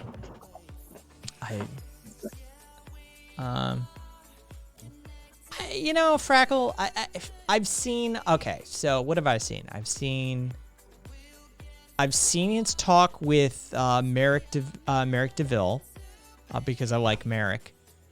And I've probably seen a clip or two of his that people have shared. But honestly, and the only time I've ever seen Destiny is when he was on Jesse Lee Peterson's show. Because Jesse Lee Peterson is hilarious. Unintentionally so. He is fucking amazing. But yeah, that's my extent of my exposure to these people. I don't find it productive to watch them. They're not going to teach me anything that I need to know as an anarchist. Right? Like, I am an advocate for and a teacher of anarchism. Vosh isn't going to be useful for me. Destiny's not going to be useful for me. If I wanted to know how to run like a social media grift or something, I'm sure they probably would be. But yeah, they're not helpful to me. Mister, I've seen... Well, go ahead. the only help they are the passive help they give to anyone in the left, which is they are the likeliest people to hit these right-wingers and centrists first, where they lightly enter, and then they're open to far more, I'm going to say, nuanced takes of leftism. I mean, maybe they're a net positive. Like, that's the thing. I don't know enough about them to make that kind of statement, but I feel like they may be a net positive at the end of the day. But fuck if I know. Sphere, Vosh brought me over from the lib right. There you go. So there you go. I honestly, I don't have a whole lot of opinions on these people because I don't watch them. I don't listen to them. So it's, you know, I am ignorant of them. Admittedly so. Willfully ignorant, too. Yeah, Frackle, the debate lord stuff is, I mean, you know, I'll do it. Tim, I feel like oligopolies should be illegal in the marketplace. It's screwing with the perception of the stock market to look like it's doing good. Stock market is being held up by large companies like Apple, Amazon, etc. If there were anything that happened to those companies, the market would crash hard. I feel like it may be a part of the reason why they're given so much freedom to the government. I mean, you have to understand that the stock market, by and large, as its modern incarnation, isn't it isn't representative of the economy. So, I mean, yeah, the stock market would probably crash, but, I mean, the economy could keep rolling just fine. But, you know, that's a conversation for Irish Swede, probably.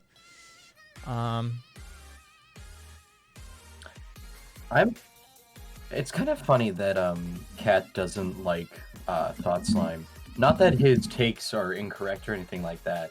I just think it's funny that I'm thankful to Thought Slime because he actually was the person who flipped me. Entirely because I use YouTube.ca. I'm Canadian, and Canadian websites, all Canadian media hosting sites, have to use a percentage of Canadian artists, including even our website hosts. So they recommend other Canadian YouTubers more often. And because I was just in the political tag, I got Thought Slime, and I was just lucky. Well, again, you know, Cat actually engages in those spaces. Like, I don't watch any of that. So, like, that's the thing. Cat's got a bunch of opinions in that arena that I can't, you know, one way or the other, have feelings on. As Trundle, wait, so can I ask if you believe in a specific ideology of anarchism, or you just do anarchism without adjectives? Oh, and Emma Goldman. So, yeah, and if you know you're Emma Goldman, if you're fucking actually saying anarchism without adjectives, you may have just said that, like, not knowing that that's an Emma Goldman thing. Frackle put the channel definition of anarchism. But if you want adjectives, we just went over it before you got in here to a large extent, actually, more than I usually get into. Post-left, post-anarchist. Discovered Bernie in 2014. I was born into Bernie. As a Vermonter, Bernie was always a thing. Bernie to anarchist pipeline in it. Peach, fuck if I know. For two, I'm extremely suspicious of scientific anything in politics, if for no other reason than it implies technocratic bureaucracy. Fair enough. On top of that, what science? Yeah, historically science has been very narrow views. Well, I mean, yeah, because they highly specialize. Like, science is an exclusionary process. You have to, like, eliminate variables to study a variable. Let's see, tend to view the world through the lens of their specialty. That is true. That kind of mindset leads to, for instance, eugenics. Fair. Putting your fate into the hands of one field's authority instead of a layman feels dangerous to me. I don't disagree.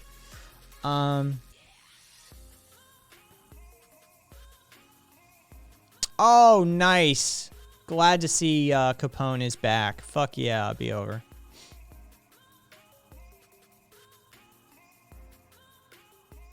Hey, boss. I mean, my neuropathy is pretty bad today. It's like whole body sort of stuff and that sort of thing. But, you know, I'm still breathing. Whether that's good or bad, we'll see at the end of the day, I suppose. But hey, boss, nice to see. How on earth do you not have... I am rectifying that right now. I am rectifying that this fucking minute. Give me 1 sec. Role manager. Add new. There you go. One of your Discord mods not being a... Oh, no, boss is old school. Fucking boss comes from the before times. And so, yeah, now you should have a VIP tag now, Boss Hog. No, of course, Viva, the Q guy did not come back. They never come back. And how you doing, boss? How's things in your part of the world? Yeah, no, the Q guys never come back. They always make absolute declarative statements about how, you know, the revolution will occur on the 6th and shit like that, and they never show their face again. It's like 98% of the fucking people who maybe he's waiting for the new date. Oh, I heard like it's in autumn or something. It's like August or something now is the new date. Gotcha, boss. Yeah, apparently there's a new date already. Why can't these cults figure out the moment you set an exact date right. is the moment you have the end of your control? Yeah, like just fucking don't put a specific date on it. Yeah, why not just be like the Jesus and say, hey, I'm going to come back one day. You don't know when. Everyone's hooked. Live and breathing, waiting for the end times. Fair enough, boss. Fair enough. Did everybody get caught up on? Okay, so does everybody know the Evergreen ship shit that happened in the Suez Canal, right? Are you, Karina, are you familiar with the QAnon conspiracy surrounding the Evergreen thing? No. Oh, tell me. Oh, yeah. Tell me. Yeah, and of course, it didn't come true either. Oh, they made prophecies too. Yes. They so hang on. Let me try and channel the right energy for this one. All right. So let's roll back just a bit and imagine that the Evergreen hasn't been unstuck yet. The Evergreen is trapped, right? Okay. So what you have to understand is that the GPS system was actually hacked by the Q team. So the Q team has hacked the GPS, and that's why you see the multiple spins. But the multiple spins also form out into a cock and balls, and the cock and balls is actually one of the signs that you should be looking for. And then it was wedged. See, what you have to understand is the call sign of the Evergreen ship is actually H3RC, HRC, Hillary Rodham Clinton. Evergreen was Hillary Rodham Clinton's code name given to her by the Secret Service under the Clinton administration. See, the Evergreen Corporation is actually a cover for the global pedophile conspiracy. The Evergreen ship that is trapped in the Suez Canal right now is transporting underage children for the pedophiles in the West. See, what they've done is they've run it aground so they can start having international interest build up, and then what they're going to do is open the containers on internet, on national TV, on international TV, so they can expose the pedophile ring once and for all. This is what they predicted.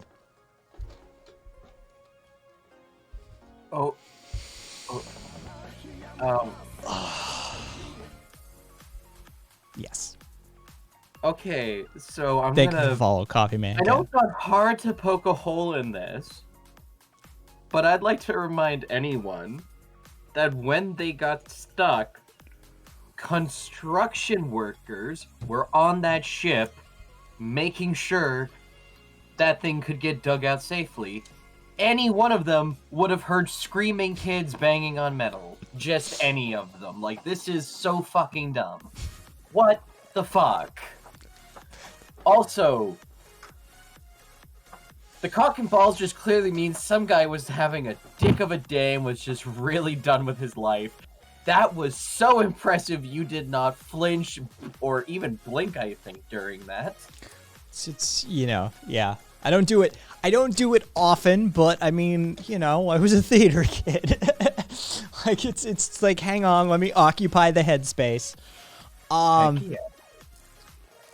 Yeah, what if the construction workers are in on it too? Exactly, Cupcake fucking gets it. See, they're in on it too. Okay, so basically what it was a series of circles trying to re-navigate the ship, and then the cock was not even a cock. It was just like mangled fucking pathway, but it kind of offshoots the two circles and then forms a cock and balls for anybody who is, looking for a cock and balls. But honestly, it doesn't really look like one. Am I a method actor? No, I'm not a method actor. I never was a method actor. I'm a learn your fucking lines and just try and figure out the headspace kind of actor. Of course, modern method acting it's sincerely different from what method acting was in its origination. Original method acting, yeah, I could probably get pretty close to. Modern method acting is fucking stupid. I forget who the actor was. It was with De Niro on Taxi Driver that infamously told him, like, De Niro had stayed up for like 3 days straight or 2 days straight or some shit and was all strung out trying to get into the headspace. And he infamously told him, you can just act, my boy. Like, Brown Eyed, thank you for the biddies. Thank you for the biddies, Brown Eyed Girl. Thank you kindly. Yeah, I don't. Is there a type of acting that one would say is method acting, but it's more immersion acting? Yeah, that's modern method acting. Is that you just sort of become it. Yeah, you live it, you do it, you are it, you become it. Okay, but I mean, like, have the self-control that when it goes cut, you're not a raging psychopath who has to take heavy medication to keep up the shit. Oh, wait, that's a lot of actors. Yeah, that's I mean, I don't know if that would be Stanislavski or not, but I mean, most actors inhabit that kind of space. That you just, you do your you learn the role, you study the role, you do what's necessary. If there's any skill sets or life experiences that predominantly inform the character, you go and study those, you do them so you understand it, that sort of thing. Yeah, that's most acting. Yeah, Heath was good. I slept on Heath until the fucking Joker role, and then, he got my attention. It was like, holy shit, this kid's good. All right, let me scroll back. I'm still a little smarmy about his Joker. I'm older now. I respect it so much more. I just can't get over that, like, since the 2000s, we've completely abandoned the clown as actually doing clown things, and it makes me so sad. Yeah, we could use a return to like a Mark Hamill Batman like animated series Joker. That could be interesting. Yeah, no, like I want Joker to have like a pistol and the bang flag comes out. Yeah. And then a gas comes out when he pulls the trigger again. Did I see they're remaking fucking, or they're doing a reboot of Batman Beyond, the TV show, not the movie. For those of you that don't know, there was a Batman Beyond, which is the superior cartoon. Is that the one set in the future? Yes. Hmm. It's cyberpunk. Bruce Wayne is an old man. Terry McGinnis is the new Batman. The suit is super badass, and I much prefer it. Terry McGinnis is also the only Batman who actually has a chance at being a decent person. Because, like, Batman, I don't like using trauma as an excuse, but Batman's trauma literally defines him as a person. Yeah, exactly, Cupcake. And he killed the Joker. It is... Yeah, he killed the Joker. Oh, yeah. He knew that there is a point where like, this person will not stop taking lives and doing harm by any means necessary. Well, it's the Return of the Joker movie. It's Batman Beyond Return of the Joker, and he spends the Joker basically kidnapped one of the Robins, because there's God knows how many of them, and like did an implant on him and fucking like embedded his DNA and like memories and shit into like a chipset in his neck, and basically like rebooted himself into Robin's body. And so he spends the entire movie telling the new Batman, Terry McGinnis, that he's not Batman. You're not the real Batman. You're not Batman. And the like culmination of the movie is him frying that fucking chip. And he's like, but you can't. He said, you can't kill me. You're Batman. And he's like, you've spent the entire time telling me I'm not Batman. Peace, motherfucker. Like, yeah, like, kill the Joker. Who cares? Like, if you don't have that weird psychological baggage that Bruce Wayne had, just kill him. Who cares? He's killed how many people at that point? Yeah, I'm sorry, Batman's phrase, a good man with a gun who kills a murderer, there's no change in the amount of murderers or whatever the fuck the actual phrase was. Yeah. Bullshit. I'll kill 30 murderers. There are now 29 less murderers in the world. Yeah, I could kill me too.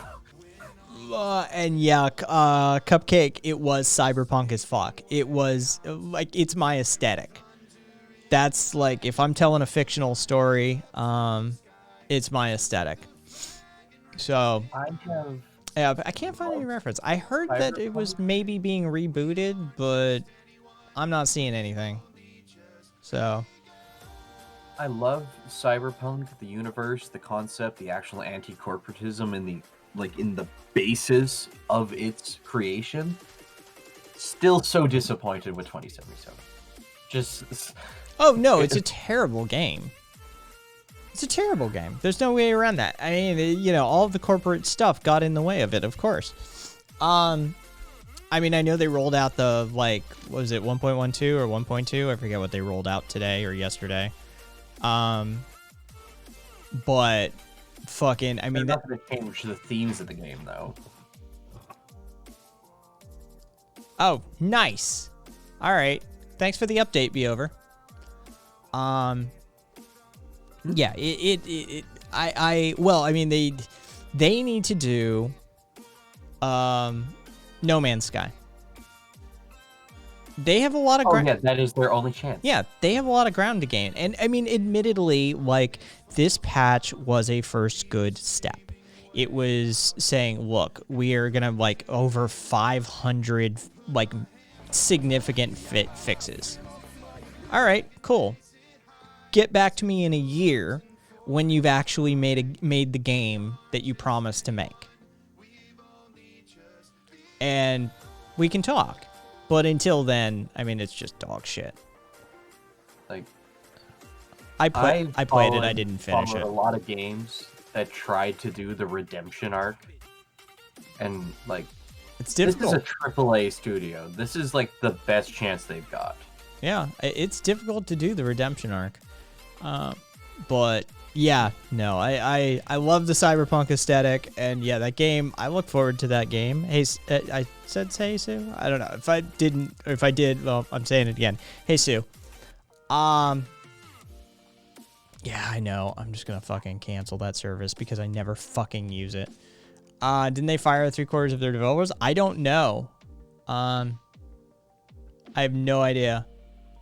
If you understand how basically refunds work and how they affect the developer company more than they affect the publisher, then yeah, you would understand why they have to. Even if they plan to do these fixes, they have to lay off most of their team. Holy shit. Hey there, RV. Hey, how's it going? You hear me? Hey. Yeah, give me a count to 5, please. Yeah. 1, 2, 3, 4, 5. Done. All right, thank you kindly. Yeah. So what's up, my man? Yeah, let me just kind of like collect my thoughts while you guys can just talk to chat for just a second. Let me just look at my screen really quick. All right, cool. Yeah, no, that game was super disappointing. Fucking broken as shit. And I honestly, I know a lot of people were like, "Oh, the story is fucking great." I wasn't that impressed with the story either, to be perfectly frank. The story sucks. There is no driving force behind it besides your death. Hey, Duffy. Yeah. As far as I was concerned, it was just another fucking like another AAA bullshit game.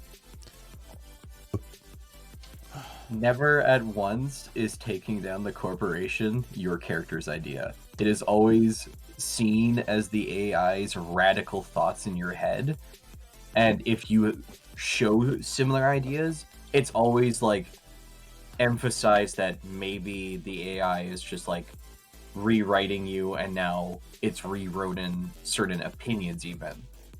Well, that, and I mean, there's even an argument to be made. It's just a bastardized Johnny Mnemonic movie, which also had fucking. Like the story's Bones. There was a good story to be told about the complication of moral self. It's kind of cyberpunk core, right? Yeah, I mean, 12 or 13. There was something there, but I mean, they spent too much time with Keanu Reeves. It just. I'm sorry. They got off track. Like they forgot what was important, and they just cranked out a shitty video game because they wanted to appease their stockholders. But I mean, again, who's surprised that fucking capitalism turned out another shitty fucking thing that was supposed to be creative and, you know, artistic? Oh, I'm shocked that capitalism ruined that. Oh, really? No. Keanu. Also, yeah, for anybody who is a Keanu fan who hasn't played the game, he is not giving a shit at all during it. If you watch any of his films, there's occasionally a film he'll do where he just doesn't emote, and you can tell he's not even trying. Yeah, this was he played it exactly like that. There is no difference between him supposedly flipping a table in anger and him satisfying after thinking he's killed his worst enemy.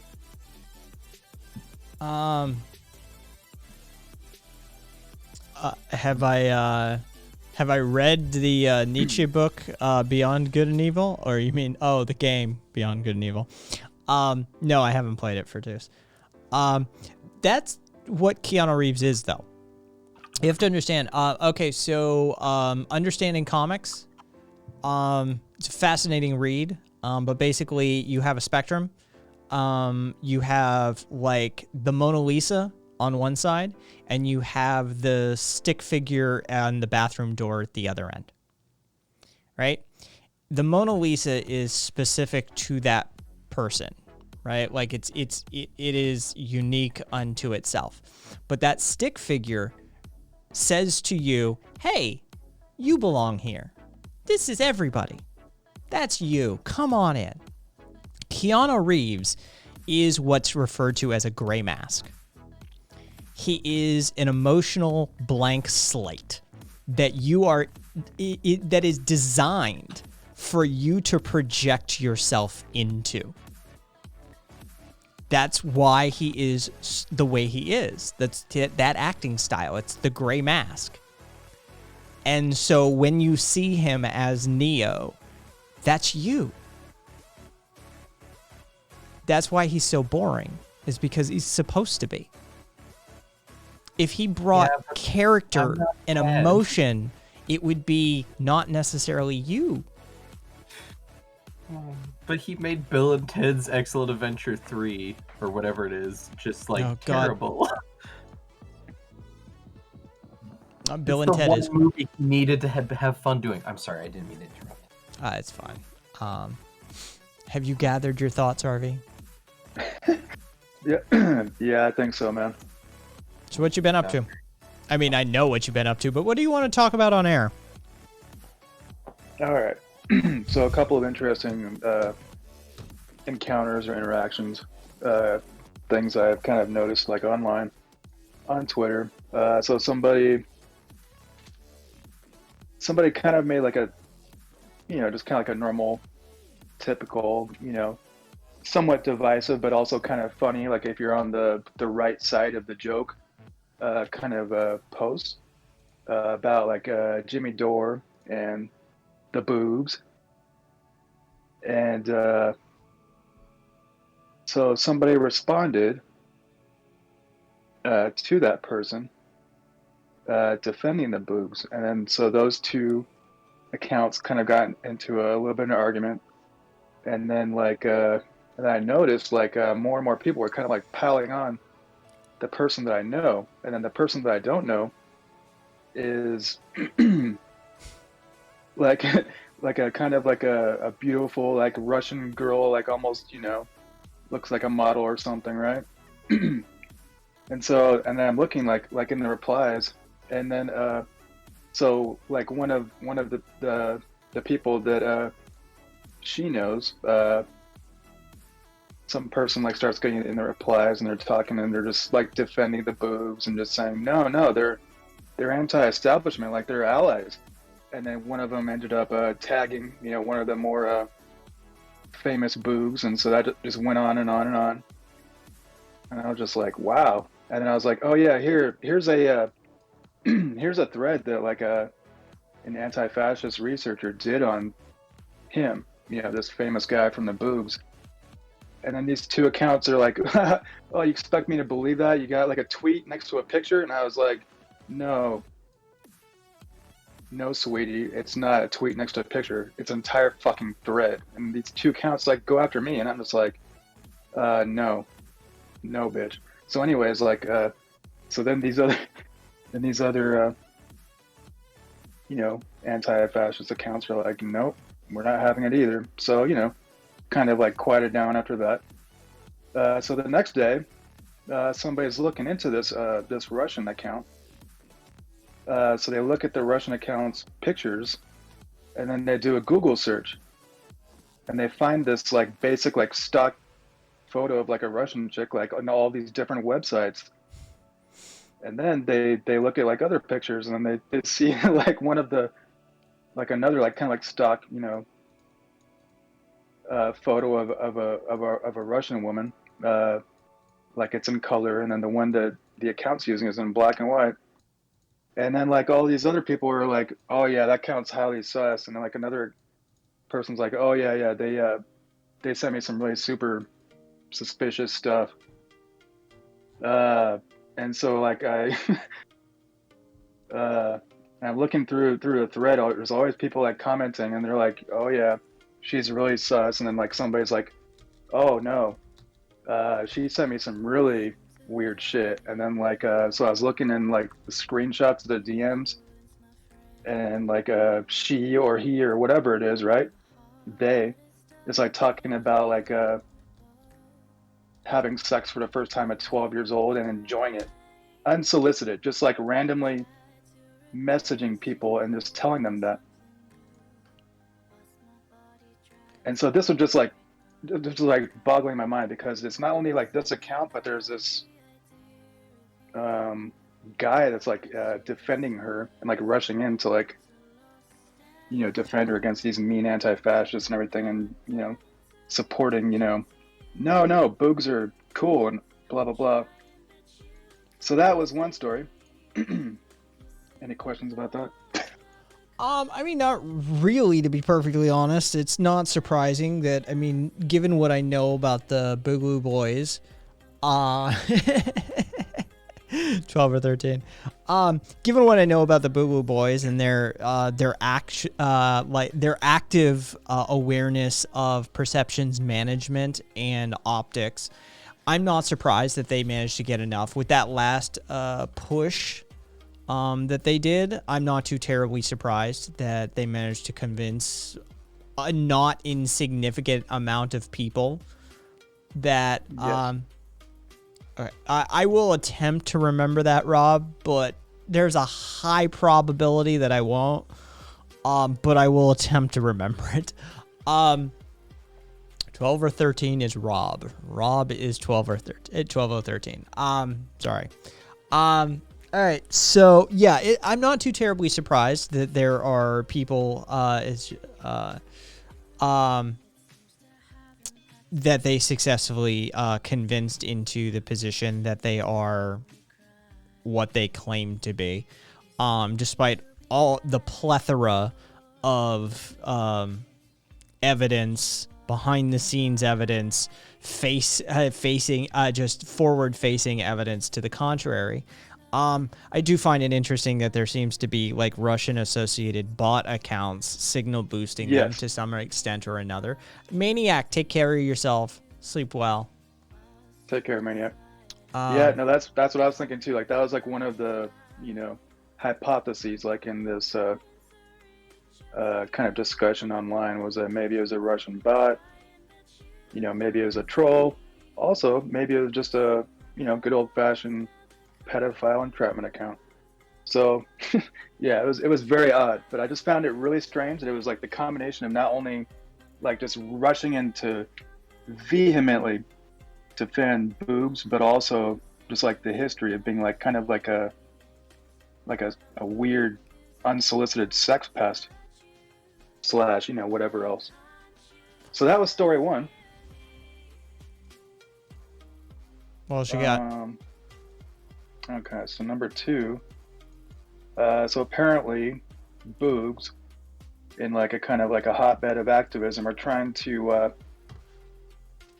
fash jacket activists, try to make it seem as if they are fascists, and or that they are, fed jacketing, like saying that they are like infiltrators. Oh, is that so that's going on. is that the term we're using now? Yeah, fed jacketing, like try to make it seem like Yeah. somebody's a cop, basically. Yeah. Okay. Yeah, Interesting. that's the term. I've heard that for a few weeks now. And so I was I kind just of call that illegal. sorry. Go ahead.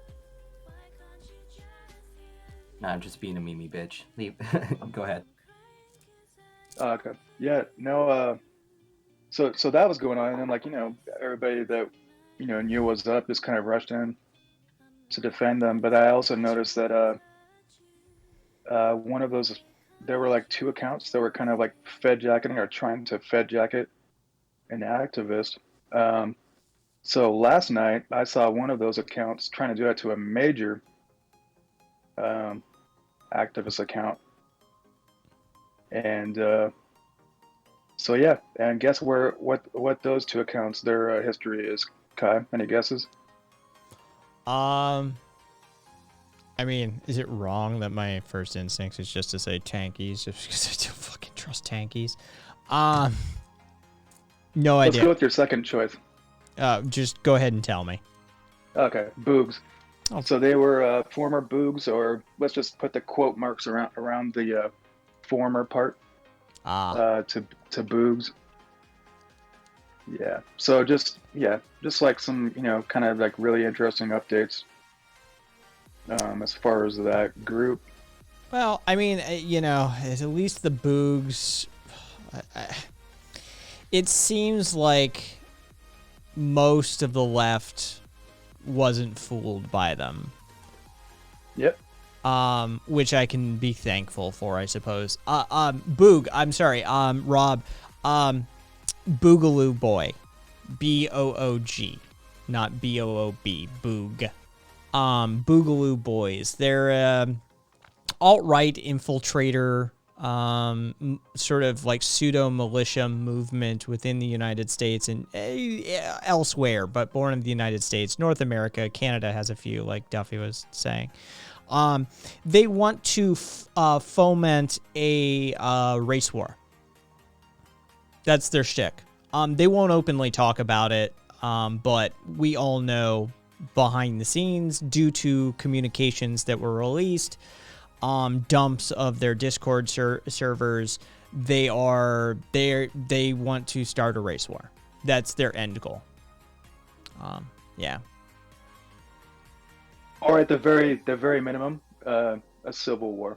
Yeah. Oh, yeah. That's the very minimum. Yeah, They want the civil war because it's a reference to Electric Boogaloo to, that sort of thing.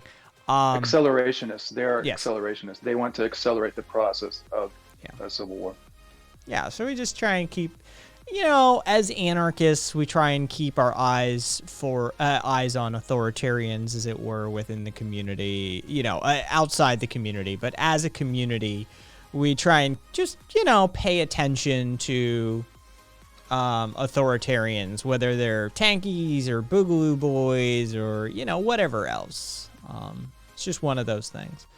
And then you say authoritarian, but so even though like they claim to be like basically far right libertarian / anarchists, whatever, about like more rights for people and less for government. Here's the thing, they want to be the state.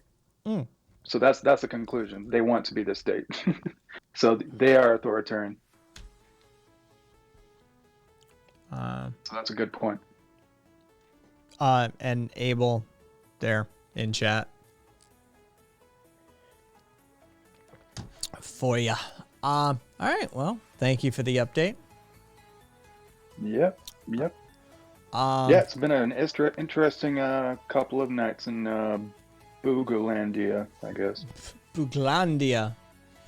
But yeah, everything else is going okay. You know what else is going on. Yeah. We don't need to discuss that on air, though. Yeah. All right. Well, thanks. If you want to continue hanging out, by all means, you're welcome to continue hanging out.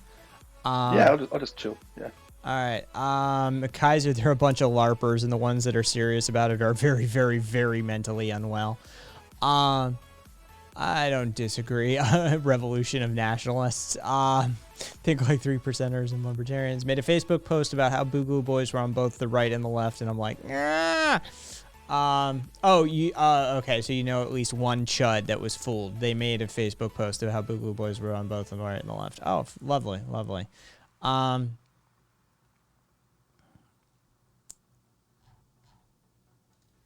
I mean, they stand for Cuba all the time, but I mean, Cuba's got some upsides to it. Look, I'm not even gonna get fucking tankies are authoritarians. We are anarchists. I am an anarchist. I'm not gonna speak for other people. But tankies are authoritarians. I am an anarchist. We are diametrically opposed to one another. But by and large, tankies also adopt a whole bunch of aesthetics. They, like we said, they stand for fucking like Stalin and Mao. It was actually born of the British Communist Party. Yeah, it's I have a piece that I read on it that tracks the origin of the use of tanky as a pejorative. But yes, it is in reference to that. Chavez, though, I mean, fucking Venezuela's a goddamn mess for a multitude of reasons I'm not even going to begin to get into. Fucking the cronyism that was going on in Venezuela is hugely problematic and, you know, probably led directly to the lack of diversification of their economy at the height of the oil prices, allowing for OPEC's market manipulations to just utterly tank their economy. So there's a whole bunch of problems there, quite frankly. But either way, yeah, fucking tankies. Basically, anarchists have problems with authoritarians, plain and simple. We have problems with authority. You have a problem with authority? Yes, I do. I have a problem with authority.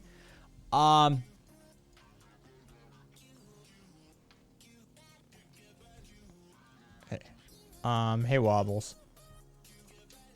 And no, I have no opinion on Max Blumenthal. I'm having to look up who the fuck he is right now. Sputnik R2, founder of the Gray Zone. Oh, all right. Formerly a writer for Alternet, The Daily Beast, Al Akbar, and Media Matters for America. All right, I have an opinion on Max Blumenthal now. Let's just say it's not a good one. I think Sue wants to jump on in. Oh. Let's see. Yeah, let me toggle over there. There we go. Hey, Sue. Hey, what up? Hi, Sue. Hi. Rob, I'm not sympathetic to tankies at all. Is it fuck Max Blumenthal? Yeah, it's fuck Max Blumenthal. Oh, rock on, Abel. Lost on most theory. I primarily. Jesus, tonight's been on blah blah blah. Max is a lefty commie. Yeah, for sure. That's totally what I gather from it. Let's see. Pre-lost on most theory. I primarily started out protesting, then got involved with mutual aid and stuff like that. Abel, there's two ways to approach it. I came at it very oddly, different than most. But most people come at it from one of two directions. They get into theory, then they get into activism, or they get into activism, and then they start learning theory because it's in the spaces of activism, and that's sort of sounds like what the direction you took. And most assuredly, I have mad respect for people that do that directionality. Let's see. What is it? Fuck Max. Did I miss something? Apparently, there's this guy named Max Blumenthal that I was asked an opinion on, and I said I don't have an opinion on him. But after I read who the fuck he is and what he contributes to, I was like, oh, okay, I have an opinion now. Fuck Max. Like he seems to be a bit of a hack. Jesus Christ. Here's a great fucking... Yeah, he's regular contributor to Sputnik and RT, formerly a writer for The Nation, Alternet, The Daily Beast, Al Akbar, and Media Matters for America, and the founder of The Gray Zone. He's a jackass. So... that's my opinion on Max Blumenthal. I didn't have one prior to being asked. Who asked? Professor Wobbles. Professor Wobbles, yeah. Do you have an opinion on Max Blumenthal? I do now.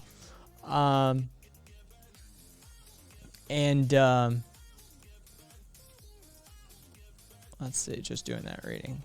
Yeah, it's a scary resume. No, it's not somebody I'd probably invite into my house. Let's just put it that way.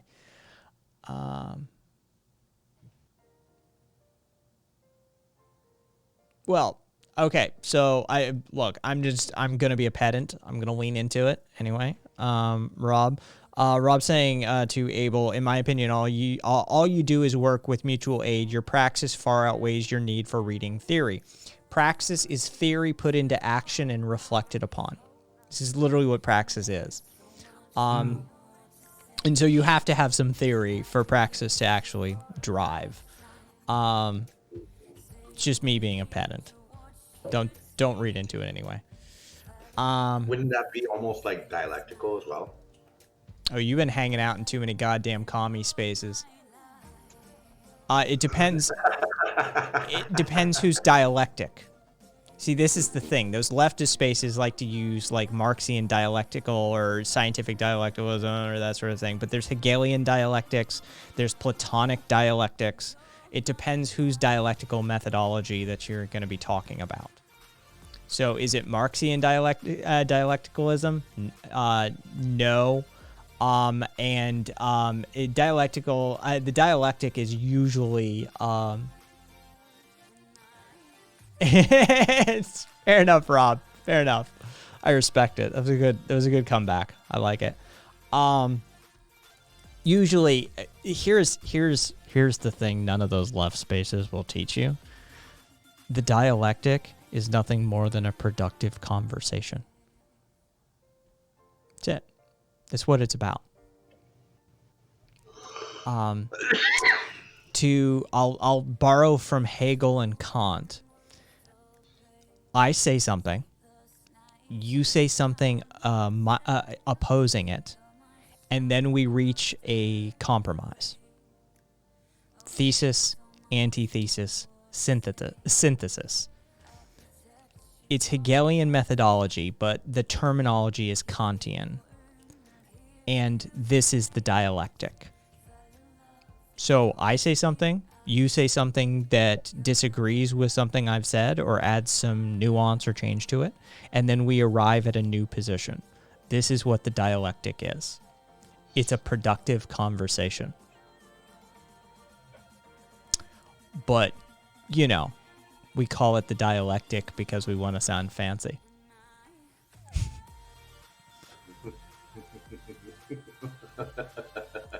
It's the truth of the matter.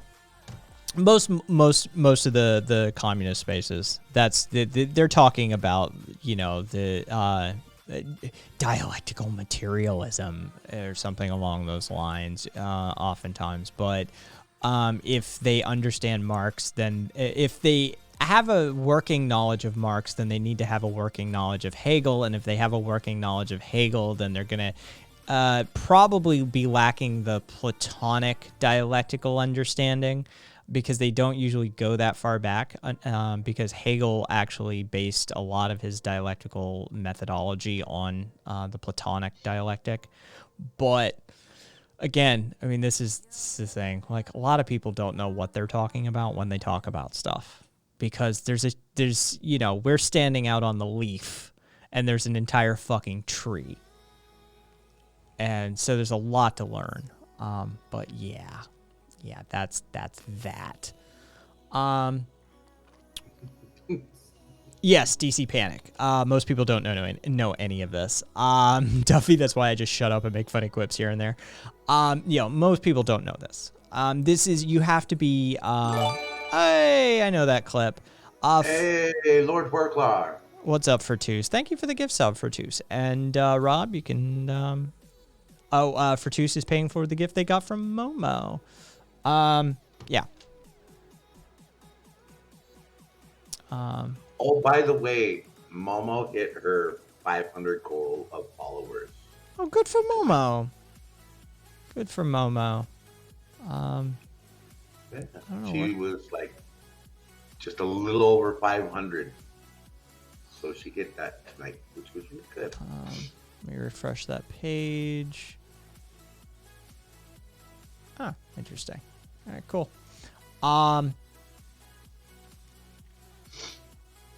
Oh, yeah, no, it's just part of that understanding. I think Marx is to the left as Adam Smith is to the right. And by that, I mean they all talk about him, but none of them have read him.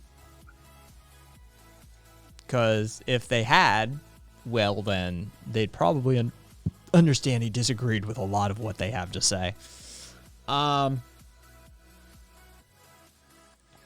That's just my take, though. What am I? I'm just an anarchist who disagrees with most of these people, quite frankly. What's up, Sue? What up? Not much. How you doing? I'm doing good. Good. RV? Yeah. Mhm. You need to stop hanging out in strange and weird places, bro. I'm gonna disagree. And Amorous left Unity as a meme. Just is. The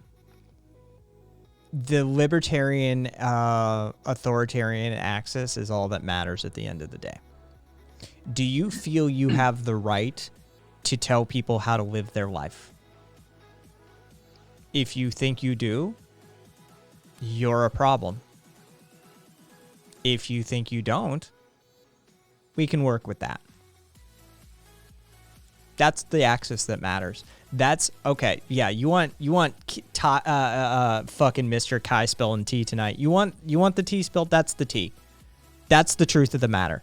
There is less difference between anti-authoritarian left and anti-authoritarian right than there is authoritarian left and anti-authoritarian left. Hey, speaking of which, Momo, I heard you hit your 500. Speak of the peachy devil. What's up, Momo's people? How are y'all doing? We have had a fucking, I gotta tell you, we've had a night. Somebody made me explain post-left, post-anarchism to a certain degree, and I did.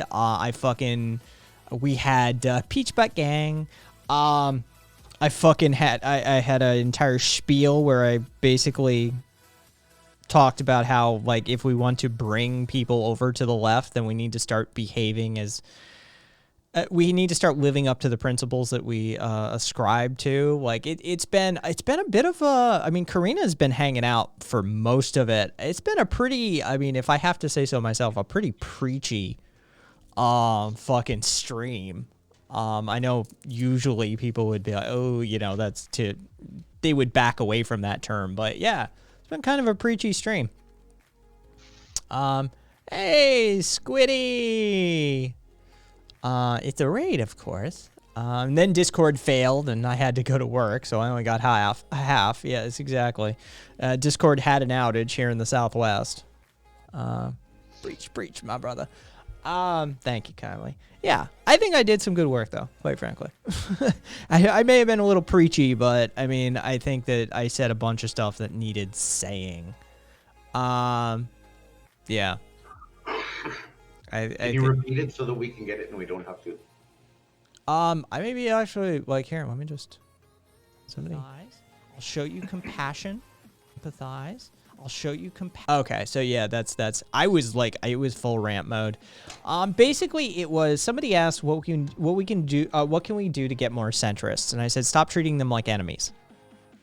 The left needs to stop treating everybody like enemies, even the people on the right. You need to stop treating people like enemies. The fact of the matter is that you're never going to get the perfect person. You're never going to get that ideal candidate. And if you treat everybody like enemies, then you end up with enemies. People live up to your expectations, just like children. This is fundamental, like childhood developmental psychology 101. Lower your expectations, the child will sink to meet them. Raise them, the child more often than not will rise to meet those expectations. This is just human nature. You treat people like your enemies, they will act like your enemies. We need to stop treating everybody like our enemies. And the fact of the matter is even if they have problematic viewpoints, even if they come in and they start dog whistling, even if they start talking like, you know, how we disagree with on the left, you have to sit down. You have to have compassion. You have to have empathy. You have to hold their hand. You have to make a good faith attempt to educate them. Do we believe in rehabilitative and restorative justice on the left or not? If we are willing to believe that even the worst amongst us, such as a murderer, a multiple-time murderer, should be treated humanely, should be given opportunities and access to education and philosophy in an attempt to redeem themselves and maybe, just possibly maybe even reintegrate into society down the line. If we are willing to argue that point and then we condemn and cancel somebody who says a problematic thing on Twitter, we are no better than the alt-right. We are hypocrites. We are giving into those baser impulses. So you want to know how you bring people over to the left, how you convince more people to be leftists. You educate them and you approach them with compassion, empathy, kindness. You start treating them like human beings rather than your enemy. Why does that sound familiar? It's because it's fucking common sense, but it's also, an indigenous tactic, if I were to. But I mean, it's common fucking sense, but it's also ideologically consistent, and we have too many hypocrites, and that's what I was railing against, basically. That's what my soapbox was about, was leftist hypocrisy. Like, we talk about this shit, but we don't live up to it. And oftentimes our behavior, you want to see, but when everyone is left, no one is left. You want to see one of the worst things? I mean, I know, right, Squid? How revolutionary. I do enjoy Kai in full rant mode. Oh, you go back and watch it then, Momo. You're going to get a bunch of stuff from tonight's broadcast. Say what you will about him, and we had a whole discussion about fucking Vosh earlier. I don't give two shits about Vosh one way or the other, to be perfectly honest. But watch his interview with Merrick DeVille. It is enlightening beyond belief. She is the sex worker who, positing a post-capitalist society, made the statement that she could see sex work as a form of mutual aid in a post-capitalist society. Left Twitch came down on her and is still coming down on her to this day. Leftists coordinated with 3%ers and alt-righters to fucking dox her and threaten her life. They framed her for a fucking bombing. I'm not shitting you. Like, the shit that left Twitter and, like, the left online sphere has done to Merrick DeVille because she's a sex positivity, sex worker, feminist, and she dared posit the opinion that even in a communist society, sex work and pornography would still exist. What a fucking concept. Oh my god, that's so insane and mind-blowing. However could you predict that something like that could exist? Oh, that's right, it existed before everything, basically. It's a primal instinct. Isn't that the oldest profession in the world? Yeah, it's just... Squid, I don't understand how it's controversial either. I don't get it. Part of my brain just breaks when people lose their mind, but I promise you, this woman has taken huge heat, and most of it, 75%, is from the left. It is insane to see how the left has treated Merrick. And so you want an insane story? Look up Vosh.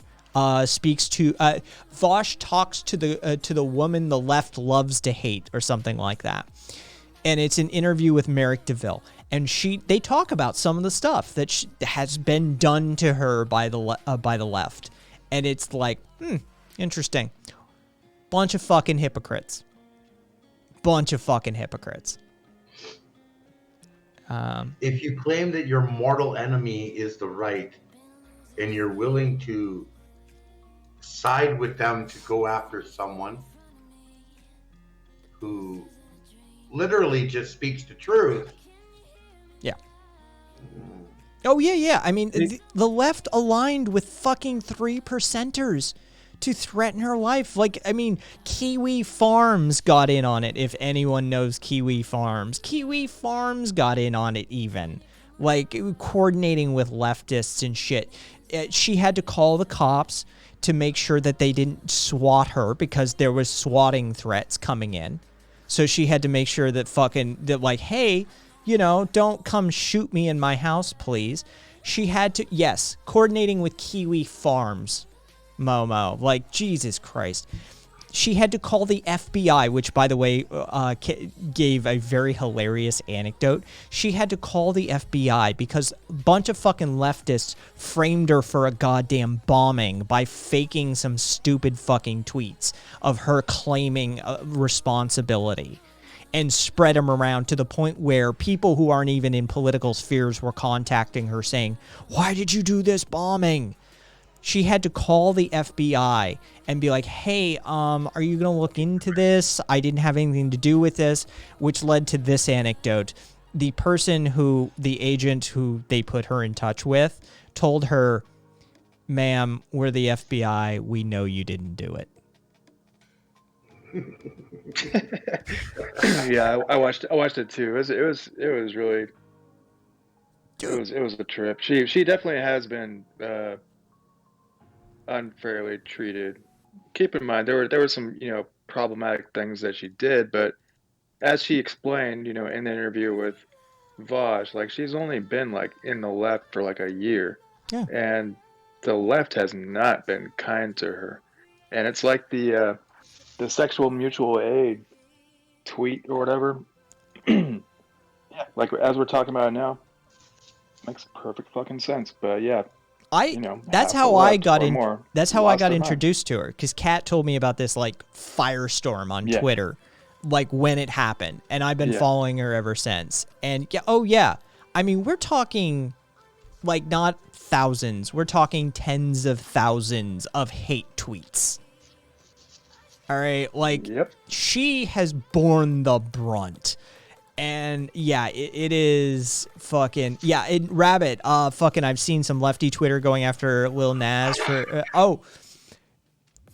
I have seen, because that's what we talked about last night. Last night was the satanic stream. I have seen leftist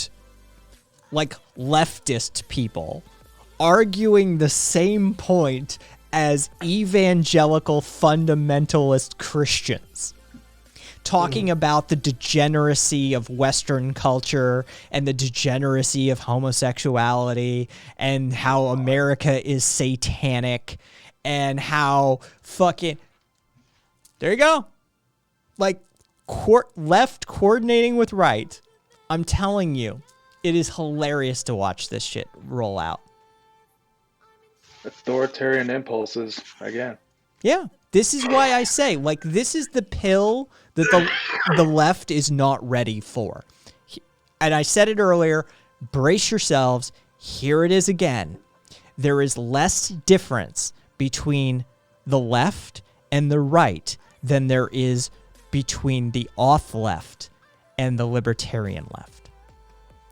The bigger difference between us is not the left-right axis. It's the up-down axis.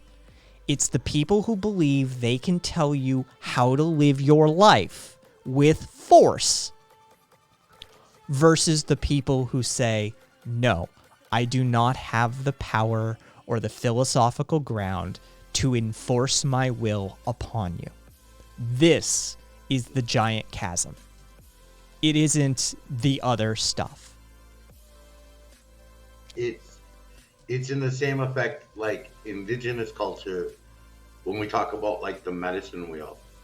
The medicine wheel is focused on your understanding and as you yourself. And it has a different meaning or takes a different standing with each person that looks at it. So where you're at in your walk or thought pattern in your life is where they're at. That medicine wheel comes to you and talks with you and helps you to learn. It's not about me sitting back there and saying to you, yeah, here, this is what you do, blah, blah, blah, blah, blah, blah, blah, blah, blah, blah, blah, blah. And that's how you do it. Now do it. It's individual autonomy. Yeah. And then being able to come together with once you begin that individual autonomy and find that balance within inside of yourself to be able to connect it to outside of yourself. Yep. And the things around you. And Rabbit. Fuck you. That was good. Yeah. Rabbit. No, that's the truth. That's the truth. Like, I can work with somebody over on the right who believes that, like, oh no, hey, I disagree with you, but I don't have the right to, like, come into your house and force you at gunpoint to do shit. Right? I can work with that person. I can. We're going to have a ton of disagreements, but I can work with them. Right? Like, that's not a threat to my safety. I may agree with some of the, like, end goals of, like, an auth left, right? But how they're going to enact it is a threat to people's safety. And so that's the problem right there. That's it. Right? Like, I can't hash anything out with you if you believe that you can force me into a situation if we have a disagreement. How do we get there? Do we get there through massacres and murder and authoritarianism and violence, or different way? Oh, we're gonna do it. You know what? I haven't done it. We've gone the longest run we've had for a while. This is Mikhail Bakunin to Karl Marx, or about Karl Marx. This is why these two fought like fucking schoolgirls at the First International. And by the way, the communists fucking literally got their panties in a bunch and kicked all the anarchists out and didn't invite any of us back to the Second International. Just want to say that, you know, this has been a petty little bitch thing since the beginning. In the words of Bakunin, Marx is an authoritarian and centralizing communist. He wants what we want, the complete triumph of economic and social equality, but he wants it in the state and through the state power, through the dictatorship of a very strong and, so to say, despotic provisional government that is by the negation of liberty. His economic ideal is the state as the sole owner of land and all kinds of capital, cultivating the land under the management of state engineers and controlling all industrial and commercial associations with state capital. We want the same triumph of economic and social equality, but through the abolition of the state and all that passes by the name of law, which in our view is the permanent negation of human rights. We want the reconstruction of society and the unification of mankind to be achieved, not from above downwards by any sort of authority, nor by socialist officials, engineers, and other accredited men of learning, but from below upwards by the free federation of all kinds of workers' associations liberated from the yoke of the state. Hey, Kai, can I post a link in chat? Of course. Okay. I just have to make sure. That's when I went over tonight on my stream that I did like 11 hours of. What? Wait, you made me think of the game, and now I lost the game after years. Viva, can we add context? It's Squid. Yeah, we got the fucking sticker. Company contacted me and wanted me to use them for merch. And they were gonna send me samples, and so yeah, I gave them the Cappy logo and. Yay, Cappy! Yeah. So, I'm not gonna use them for merch. It's like, you're sending me samples. Fuck it. Freebies? All right, I'll take them. I also, the same weekend, I got contacted by fucking somebody looking to connect me with advertisers. Yeah. If you get a chance, Kai, like, check that out. The link I dropped. Clicking. Let's see. Well, there's an love the ad right in the middle of it. You know, capitalism still, right? But prayer, respect, compassion, honesty, generosity, humility, and wisdom. Let's see. Let me look at this. Giving thanks to the Creator daily. All right. Well, I could set aside one. I like 2. Respect, peace, equality, justice, brothers and sisters, regardless. Yeah, I dig it. Compassion, it's already one of my core tenets. Honesty, I see the point of functional dishonesty. But you know, don't overuse it. Generosity, Jesus Christ, we could fucking use a bit more of that. Humility, Lakota live humbly and simply. Don't believe in bragging or embellishing. Oh, come on. You got to embellish the story. You tell me y'all never told I caught a fish this big story. That's just no fun. But I get it. I feel it. And wisdom and knowledge from sacred ways of life. Yeah, I dig it. I believe we call that strategic misdirection. Yeah, there we go. Rabbit. Viva, the game is a mental game where the objective is to avoid. Oh, the game. Okay. All right. Yeah, I've heard of that. That was never a fucking thing I got into though. As a Zoomer, fuck you. Okay. Whoever said the game, fuck you. Oh, well, that was Viva. So basically, some of the things that we look at is like being that the core system of indigenous life was basically there's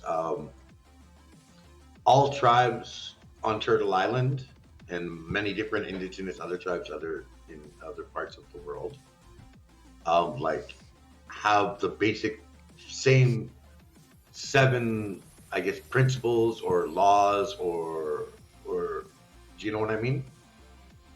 Yep. In the way in which we understand ourselves and we try to obtain and maintain that standard in order to build a more healthier and more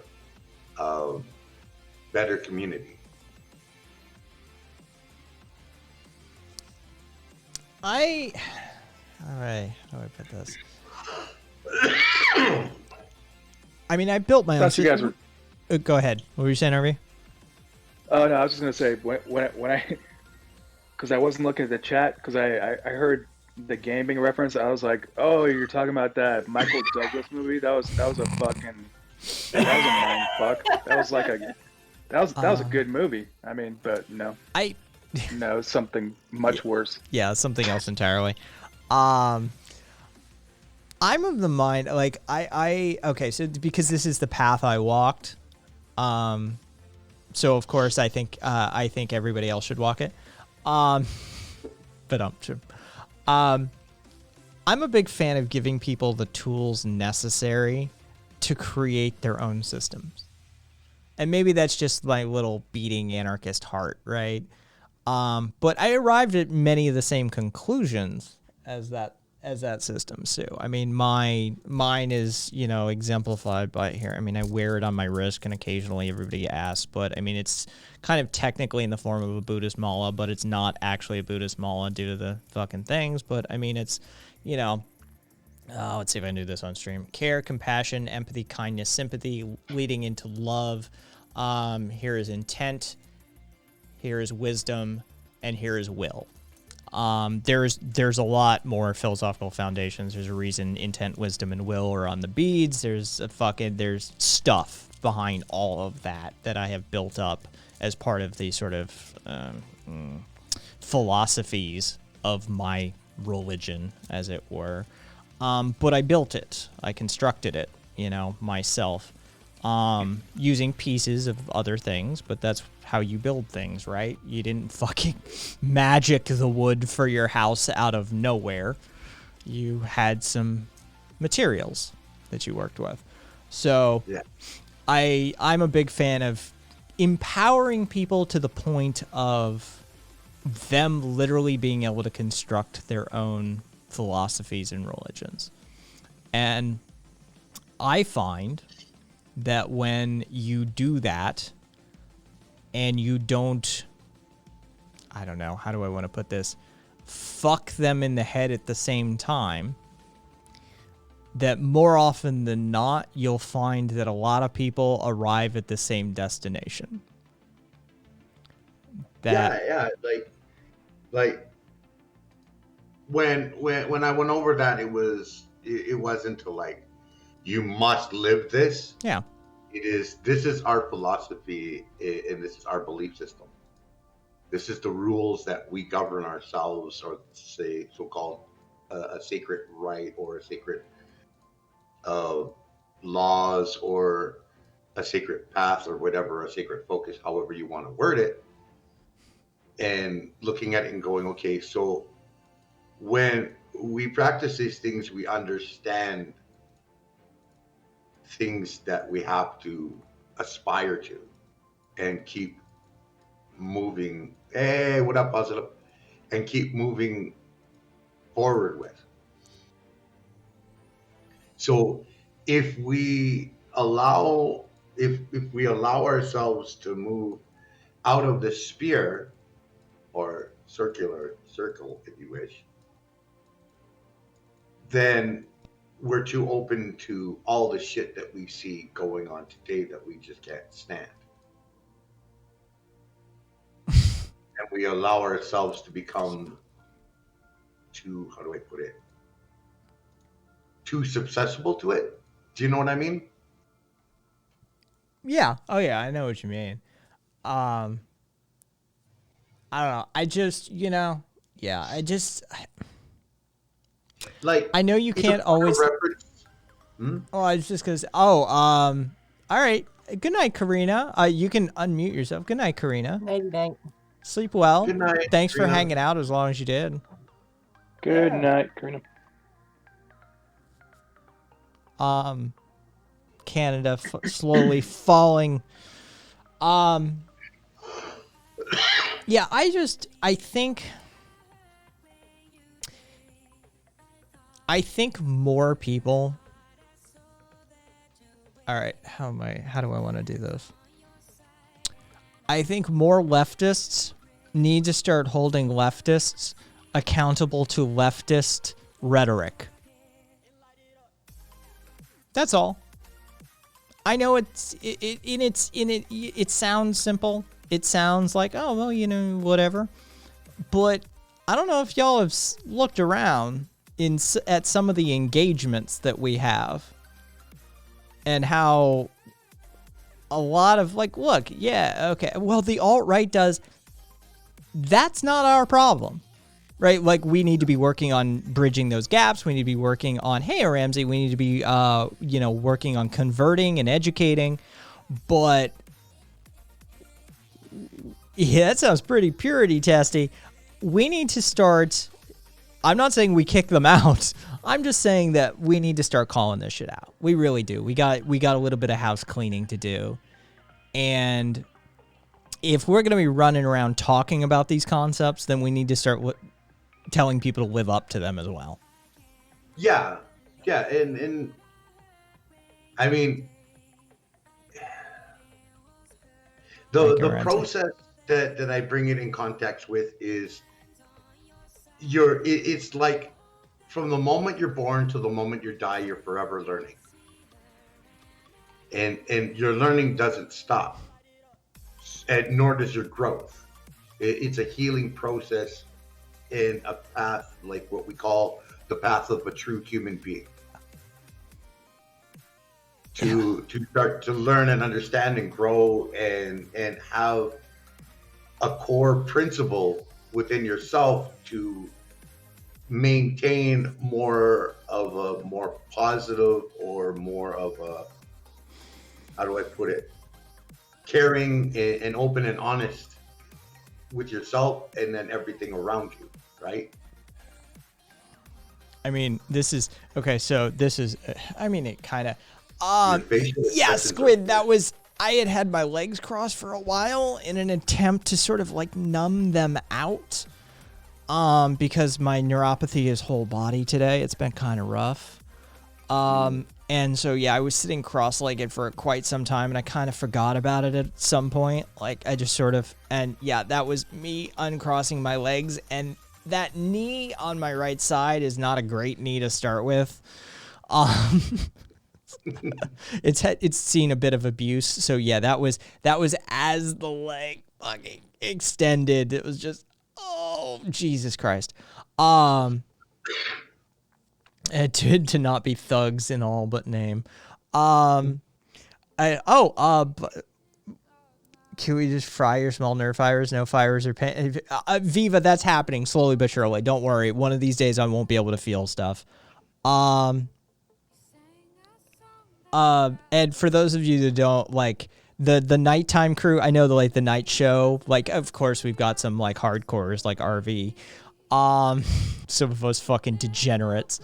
But for those of you that weren't there for yesterday's day show, and I'll get back to that too. I haven't lost the thread yet.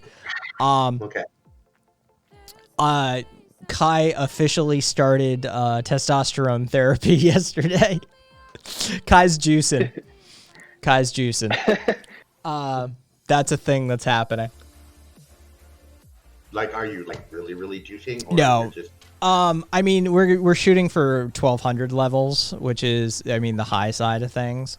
But it's definitely not like fucking bodybuilder levels. Kai's gonna be a real Are boy. you trying to get rid of your moves? Yeah, those giant fucking moobs. Hang on, I've something. I can gather up enough skin and flesh to try and there. That moob, yeah.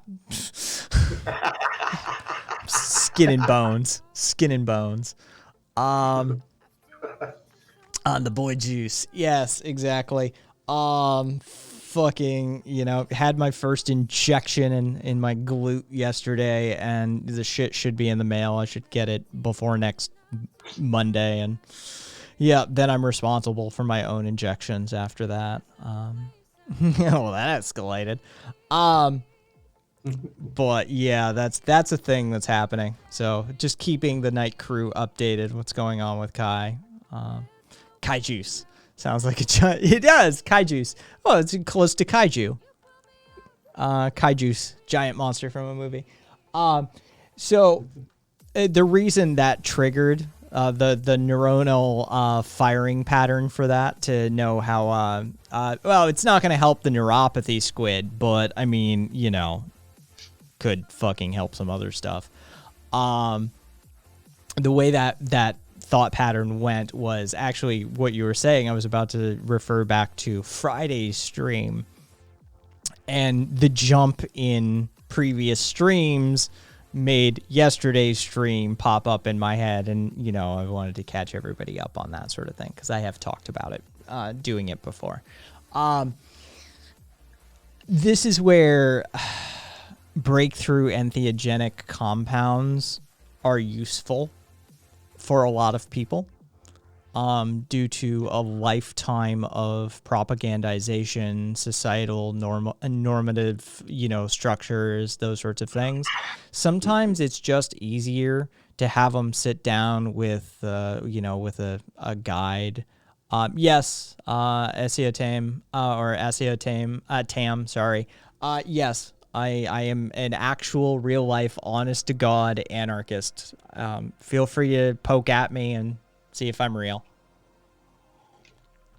Sometimes it's just easier to have somebody sit down with like a guide or a shamanic, sort of entity, and have them dose themselves, whether it's ayahuasca or 5 dry grams of mushroom or some peyote buttons or just fucking 5 bomber joints. Occasionally people just need that psychedelic shake up to get to that position that, you know, you and I were talking about. And I mean, indigenous cultures recognized it as well. Occasionally you just gotta dose them and call it a day.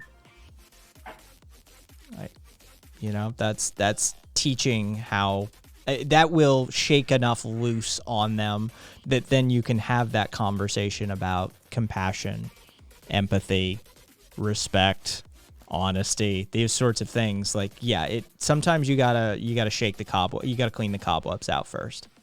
Yeah, like like I said, it was an 11-hour long stream, so Yeah. there was a lot of cobweb shaking and a lot of explaining and helping to understand the mental reasoning and the understanding that goes behind these values. Just so we can clear some stuff up, because we've got some fucking dumbass in chat, which is always hilarious. My disability is a physical disability, and I don't live on disability. I'm not for the government taking care of me, even though I am for government assistance programs. That's not the position I'm in. Professor Jordan B. Peterson, you are adorable, by the way. Maybe clean your own room before you tell somebody else to clean your own, clean theirs, as it were. I'll put it into language that maybe you understand. I'm not a communist. I'm an anarchist. There's a kind of a difference, but that would require you to have a political science or civics class or two under your belt for you to understand that. So I don't expect you to. But if you'd like to actually in good faith engage and have a conversation about such a thing, oh, you're adorable by definition. Oh, you're sweet. Anyway, I'm just now going to start ignoring you, since I know. I mean, let's face it, based on the fact that your name is Professor Jordan B. Peterson, I knew how to contextualize you to start with. I just want to clarify that. Anyway, yes, it is. Hey, Rye. They're just precious. I just bless your heart. I mean, that's the sort Your of channel's like it's attracting like a lot of like really intelligent people with multiple degrees. It's Oh impressive. yeah, that guy the other night who fucking, I have a PhD. No, you don't. Oh, he was just absolutely adorable. That's the type of person, though, Sue, that I would say needs to sit down with somebody who can guide them and maybe, you know, do a couple of peyote buttons and maybe, you know, have an experience larger than themselves. Yeah, Ooh, we got somebody who wants to. a debate Debate? live right now. Oh, you're really? adorable. I don't see, that's the thing. When people want to like have that Sure, debate bro energy, I very rarely indulge them. Yeah, that's the thing. Debate bro energy is pretty toxic. If you'd like to have a conversation, if you want to engage in the dialectical exercise, if you want to use rhetorical device, by all means, I'm open to that. Simmer down, Kermit.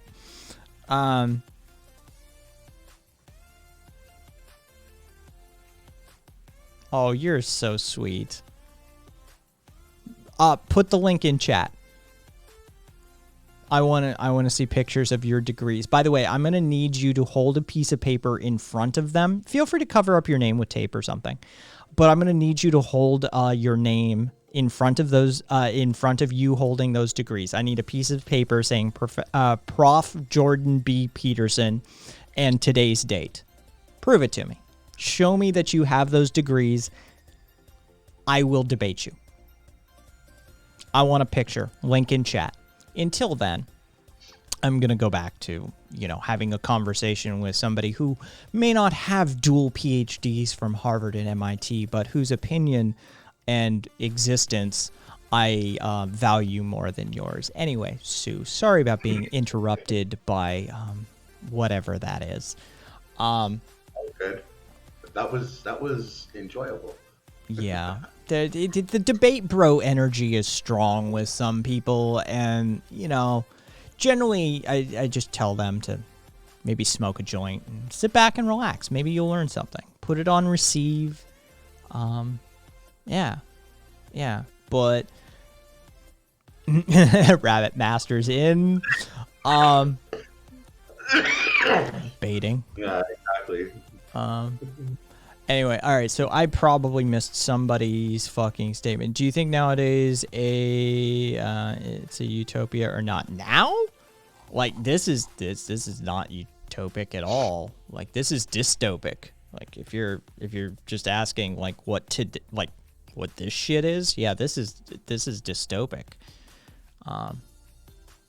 Live webcam. This dude wants to whip their dick out. I do. I think, I know, right? Like all the pseudo academics false claiming more than Tekashi 6ix9ine. Masters in cultural Marxism. Yeah, we had one last week who was making claims to, what was it, last week or yesterday? I don't even fucking remember anymore. You know me and temporal markers. Who was he? Last night. Was it last night that had the dude? The PhD, the JD that was actually like still in school. Yeah. Fuck. Absolutely brilliant. They always overreach, right? Like what's wrong with fucking just saying like, hey, I have a bachelor's in political science and I spent some time studying this. Like, I know a thing or two. Why don't why do you have to immediately go to, I have two PhDs and shit? Like, why do they always overreach? Like, I'm going to the big boys school. Like, nobody's going to believe you. Yeah. Yes. Different than the PhD in econ who turned out to be an undergrad in analysis. Like, it just... This is always astounding. So,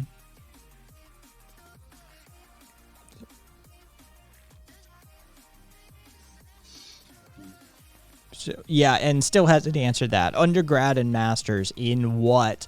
Momo, I'm a high school dropout and I'm fine with it. Viva, I once read the newspaper. Viva. Oh, shit. Yeah, I don't. Hey, Kermit, you doing okay? Yeah, exactly, Amorous. That's how it's Squid. I just like books. Amorous. That's how I feel. I'm just happy to be around intellectuals. Like that's the thing, and I have a pretty broad definition of intellectual too. Like that's I know like on the right they would tend to fucking they hyper categorize intellectuals. There's. Like I've said before, go to a machine shop and talk to a master machinist and fucking have that conversation. Like, what it takes to make some of these industrial grade custom like tool and die things. It's astounding how intelligent they are and how technical they are and how well versed they are in things. You're just like, holy shit.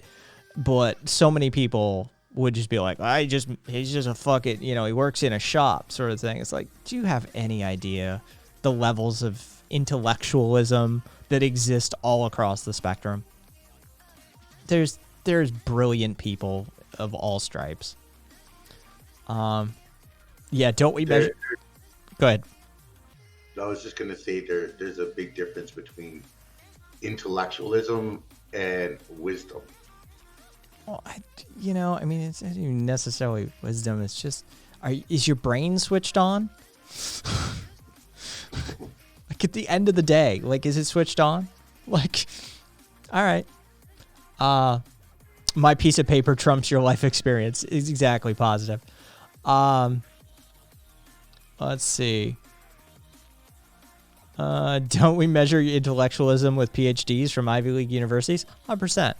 Squiddling asked me unironically yesterday, do you have 1,000 books? And I was like, yes.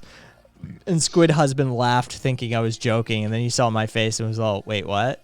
I mean, I lost count at 1,000. Yeah.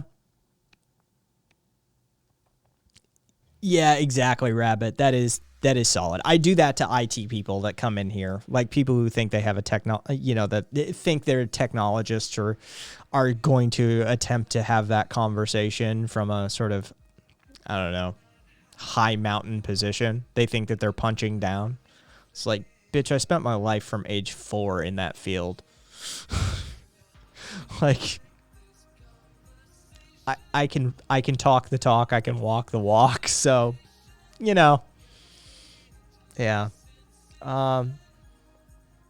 Let's see. What did Amherst? I like to think that the important thing is willingness to learn, and being in university doesn't necessarily mean you do, especially when you start with, I already know more than you. Oh, fuck. I mean, it's so weird, especially when you're talking, like, I think Kermit left. I'm guessing Kermit left, but maybe they actually sat down and they put their brain on receipt. Maybe they're actually sitting there fucking listening. And if you are, I respect you for doing it. But, you know, yeah, it is fascinating, especially when we're talking about something like, I mean, Sue can relate to this specifically. I mean, with, like, I mean, yeah, there's an academic approach to it, I suppose you could make, because Rabbit's done that approach. But, I mean, there is no formal course on anarchism, right? Like, there's no formal course on your culture. Is there, Sue? Like, there's not a college class for that. No, there's no university degree kind of college. Yeah, exactly. And so you have to be an autodidact. You have to learn yourself. Like, you have to do it yourself. And, I mean, it's the same way for anarchism. Well, it's the same thing when we talk, like, about the medicine wheel. I can give you pointers, and I can give you some guides and some basic fundamental principles around it to help you in it. But ultimately, it's you that has to figure it out and learn it and come to understanding of it within that teaching and understanding and that way of life and that thinking. And the great thing about it is that it allows, it sits there wherever you are mentally, emotionally, physically, and spiritually in your life. It works right into it. It binds right into you and where you're at and starts to bring you deeper into that understanding and that philosophy or that thinking or way of life. And it helps you to heal and it helps you to grow. Rabbit, you always get that one student man-spreading at the back. Look, all right. Look, I'm fine with man-spreading. Did you mean mansplaining? Because I'm sorry. I sit that way too. It's just the way. Hey, facts. But yeah, you always get that one student at the back of the room who wants to debate social theory from the 1890s. Yeah, having a master's in anarchism sounds dope as fuck. If I had a rock band, I'd name it Masters in Anarchism. Oh, that is a good band name, though. You're right, Cupcake. That's a solid band name for a fucking punk. Yeah. For a punk band. Yeah, Masters in Anarchism. That's a solid fucking name. Like, because you have the dualism of no gods, no masters sort of situation, and anarchism. Yeah, that's a workable name. I like it. You meant man-spreading. They walk in, they sit normally, then about halfway through the class, they lean back and throw their legs apart, and away we go. Interesting. PhD in anarchy. Remember the distinction. Anarchy, anarchist, anarchism. Be a PhD in anarchism, not in anarchy. True. Yeah. Let's see. Facts. Good morning, folks. Somehow my internal clock has worked its way from going to sleep at 5 a.m. to waking up at 5 a.m. That happens. The human welcome to old age. Well, the human circadian rhythm actually like trends towards like 26 point something hours. And so if you actually give in, like if you're not like forced into it by the system, one, you'll become a polyphasic sleeper, and two, your sleep cycle will actually will drift. Yeah, PhD in anarchy doesn't rhyme as so well. Kai has affected me. The other day I was explaining how I want the future to be, and they were like, "You mean anarchism?" And I was like, yeah. What's it called again, Kai? The sleeping disorder? Oh, delayed phase sleep disorder. Okay. Yeah. I think I got that too. That is very much like, yeah, it's a thing I have. Like it's a weird thing, but if you read about it, there's a lot. It's probably largely, one, is probably not a disorder, and two, it's probably far more prevalent than we think. Damn. Reject modernity, bedtimes. Return to tradition, polyphasic sleeping. Yeah, exactly. I had to explain that to Kat. Yeah, it's almost like we're not meant to fit the mold of 9 to 5. Kat has, without the limitations of society, Kat has recently become a polyphasic sleeper. And Kat was saying how like, oh, I kind of feel like bad about it and that sort of thing. And I was like, no, dude, that's how we're supposed to be. Like, do you think we were getting 8 hours of shut-eye sleeping on the plains, like in the savannah of Africa? Do you think that's how that was working? No. That's not how sleeping out in the bush works. So yeah, human beings are polyphasic sleepers by default. And it's only through societal programming and, literally breaking you. Your parents break you. That's the long and short of it. Yep, 3 to 4 hour increments. We are semi-crepuscular. Yeah, we tend towards 90-minute REM cycles. So 3 hours gets you 2 REM cycles, plus a little extra for actually getting to sleep and slipping into the REM cycle. So yeah, that traditionally, 3 hours is pretty much spot on or little over, for what our sleep cycle is.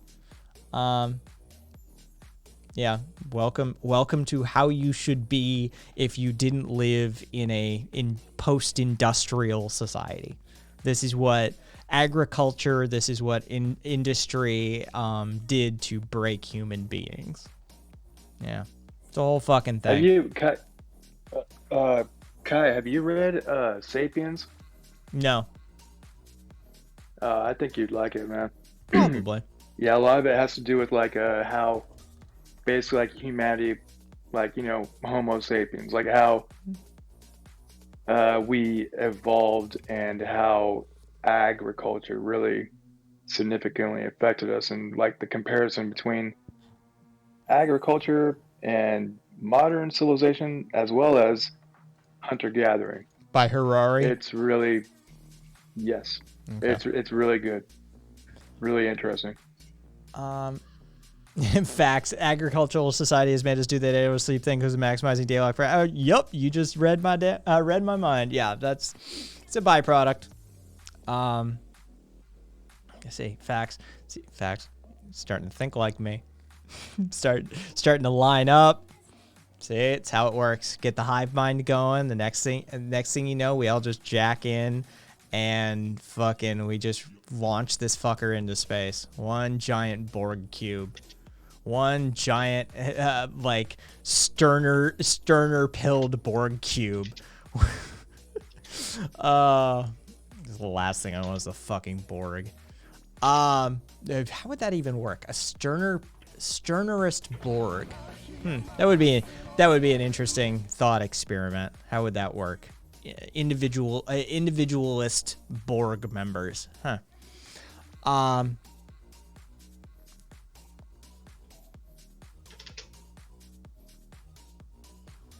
Cool, right? I have unmedicated ADHD and I experience it too. Wait, what was Kaiser saying? Okay, so that goes back to Viva. It's a staple in ADHD. Oh, because they give you stimulant medications, and then a Ramsey saying I have unmedicated ADHD and I experience it too. Interesting. I have a take that some people agree with, some people disagree with, some people vehemently disagree with it. It just sort of depends. I don't think ADD, ADHD is like a condition. Like, I don't think it's like a thing as so much as, I'm not negating your experiences. I know you experience it. I think it's a byproduct of existing, especially, and I think it increases rates in the more we do this sort of post-information electronic age where there's constantly all sorts of stuff vying for your attention. I think that may have neurophysiological change, that may actually have neurophysiological impacts upon the brain. Like, I sincerely think that it's just a byproduct of the normal human processes of paying attention in this clusterfuck. I could be 100% wrong. But I do, that is one of my working theories, is that, like, yeah, it makes sense that somebody who's paying attention and thinking and engaged in this sort of environment has problems paying attention. That makes sense to me. Yeah, exactly, Rabbit. Give a kid a toy that constantly beeps at them to get their attention, and eventually you get a kid who responds to everything that beeps. Facts. Very good point. Rye, I just thought about the worst anarchism dad joke ever. Don't shoot me, people. Why do anarchists only live on the ground floor? Because they hate vertical urban planning. I will give you both.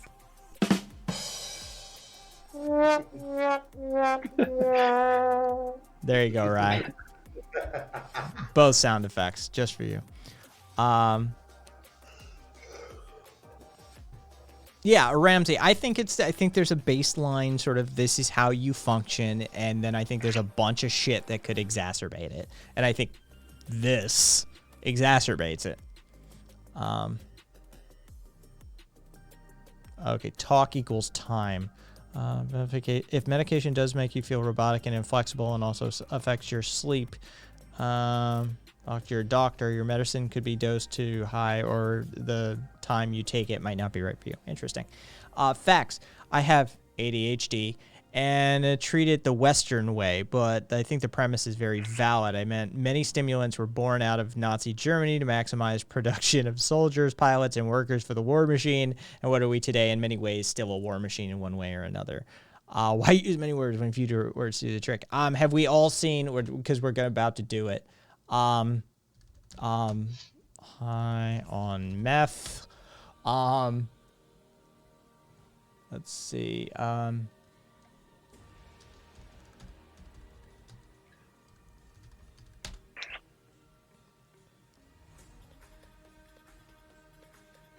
I just want the one. Come full circle with Trump on the not meth but amphetamines. Yeah, fucking Trump. His is apparently reportedly Adderall. Yeah. That's his drug of choice. And what was it? It was one of his doctors, right? Like word of mouth, or like oh the no, doctor, it was the guy who handled the family. Who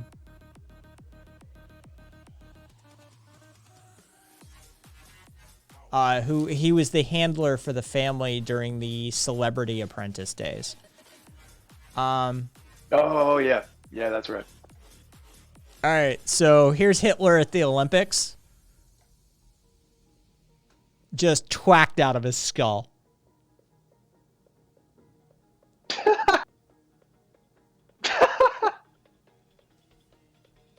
Mm.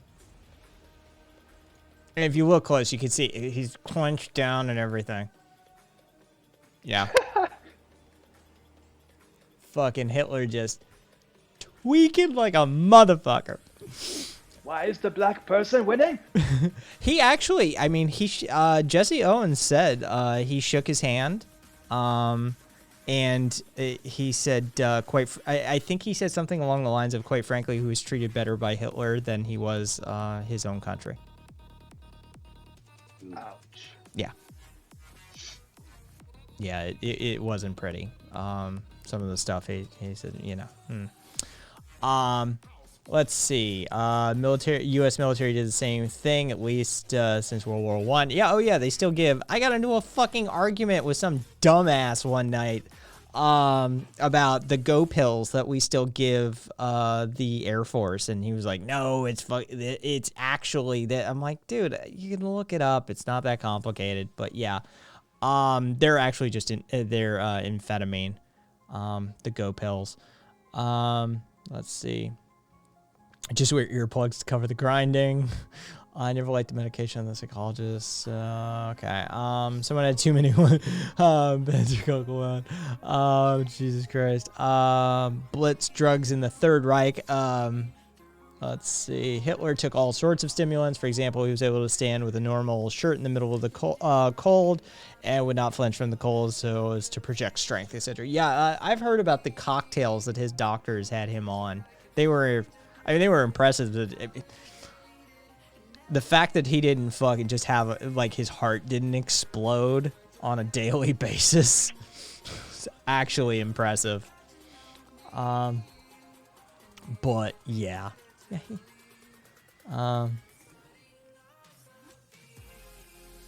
Yeah, don't need stimulants to resist the cold, though. Yeah, I mean, you could just be Canadian anyway. Hey now. Hey. What? Y'all motherfuckers, we're the same in Vermont. It's fucking snowing, and it's, it's like 3 feet of snow, and there's a motherfucker walking around in shorts.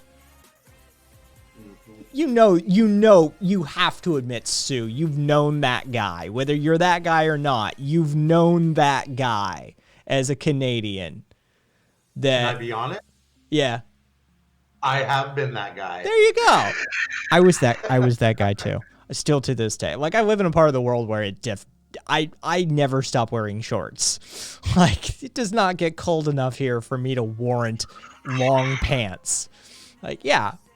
Like, I have walked down the streets in Canada, in the cities, with shorts and just a short sleeve shirt, and have watched other people walking around bundled up in parkas, and going, exactly. What you all? Night loaded. No, I implied it. You inferred it.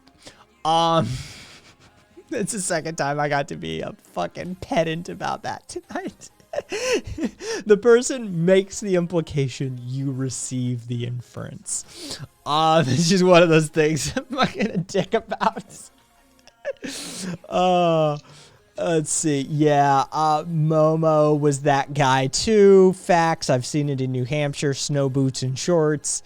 Yeah, it is a thing. Like, that's just northern regions. For Toos, I'm still that guy. Darn, I got dictionary. Yep. It's one of those ones that I can't help but correct when I see it in the wild. Sorry. He is. Oh, good. Yeah, Beover stopped by and made sure that to inform me, because they got GTA Capone had like stopped streaming because there was concern about him driving around in his truck with his camera, but apparently he told him it's for safety purposes and shit, and so he's allowed to do it now. But he had to stop streaming there for a beat, and I was like, no. So I mean, I also come from people who, have a sweat lodge ceremony in like -30, -40 below weather. That's Celsius, not Fahrenheit. Although I think after 0, when it gets into the minuses, it's pretty much almost the equivalent, isn't it?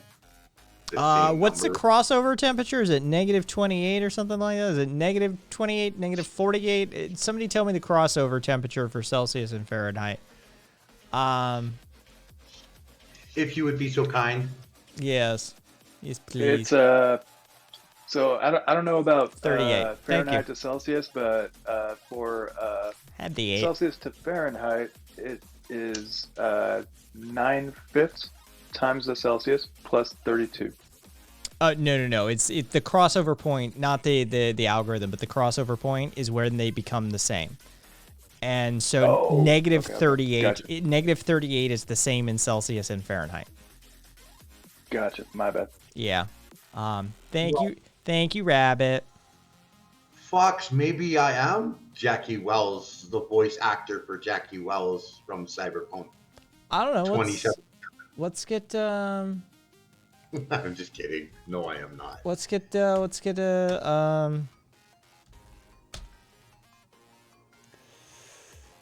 Oh, you're gonna do the But no voice way you're comparison, fucking right. aren't you? You're the one who fixes other people's shit. Buena suerte. Oh, you don't mean that, chica. What, fucking nature walked it rest of the way?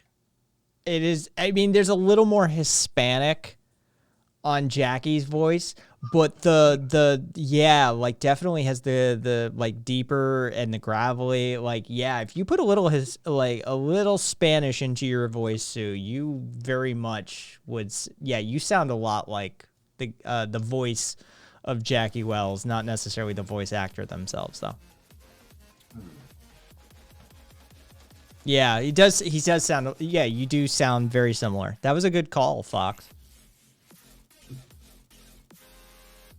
Yeah, just a smidge of an accent and it's spitting close. Yeah, for real. Drop a little bit of the Canadian and substitute a little in like a Mesoamerican and spot on.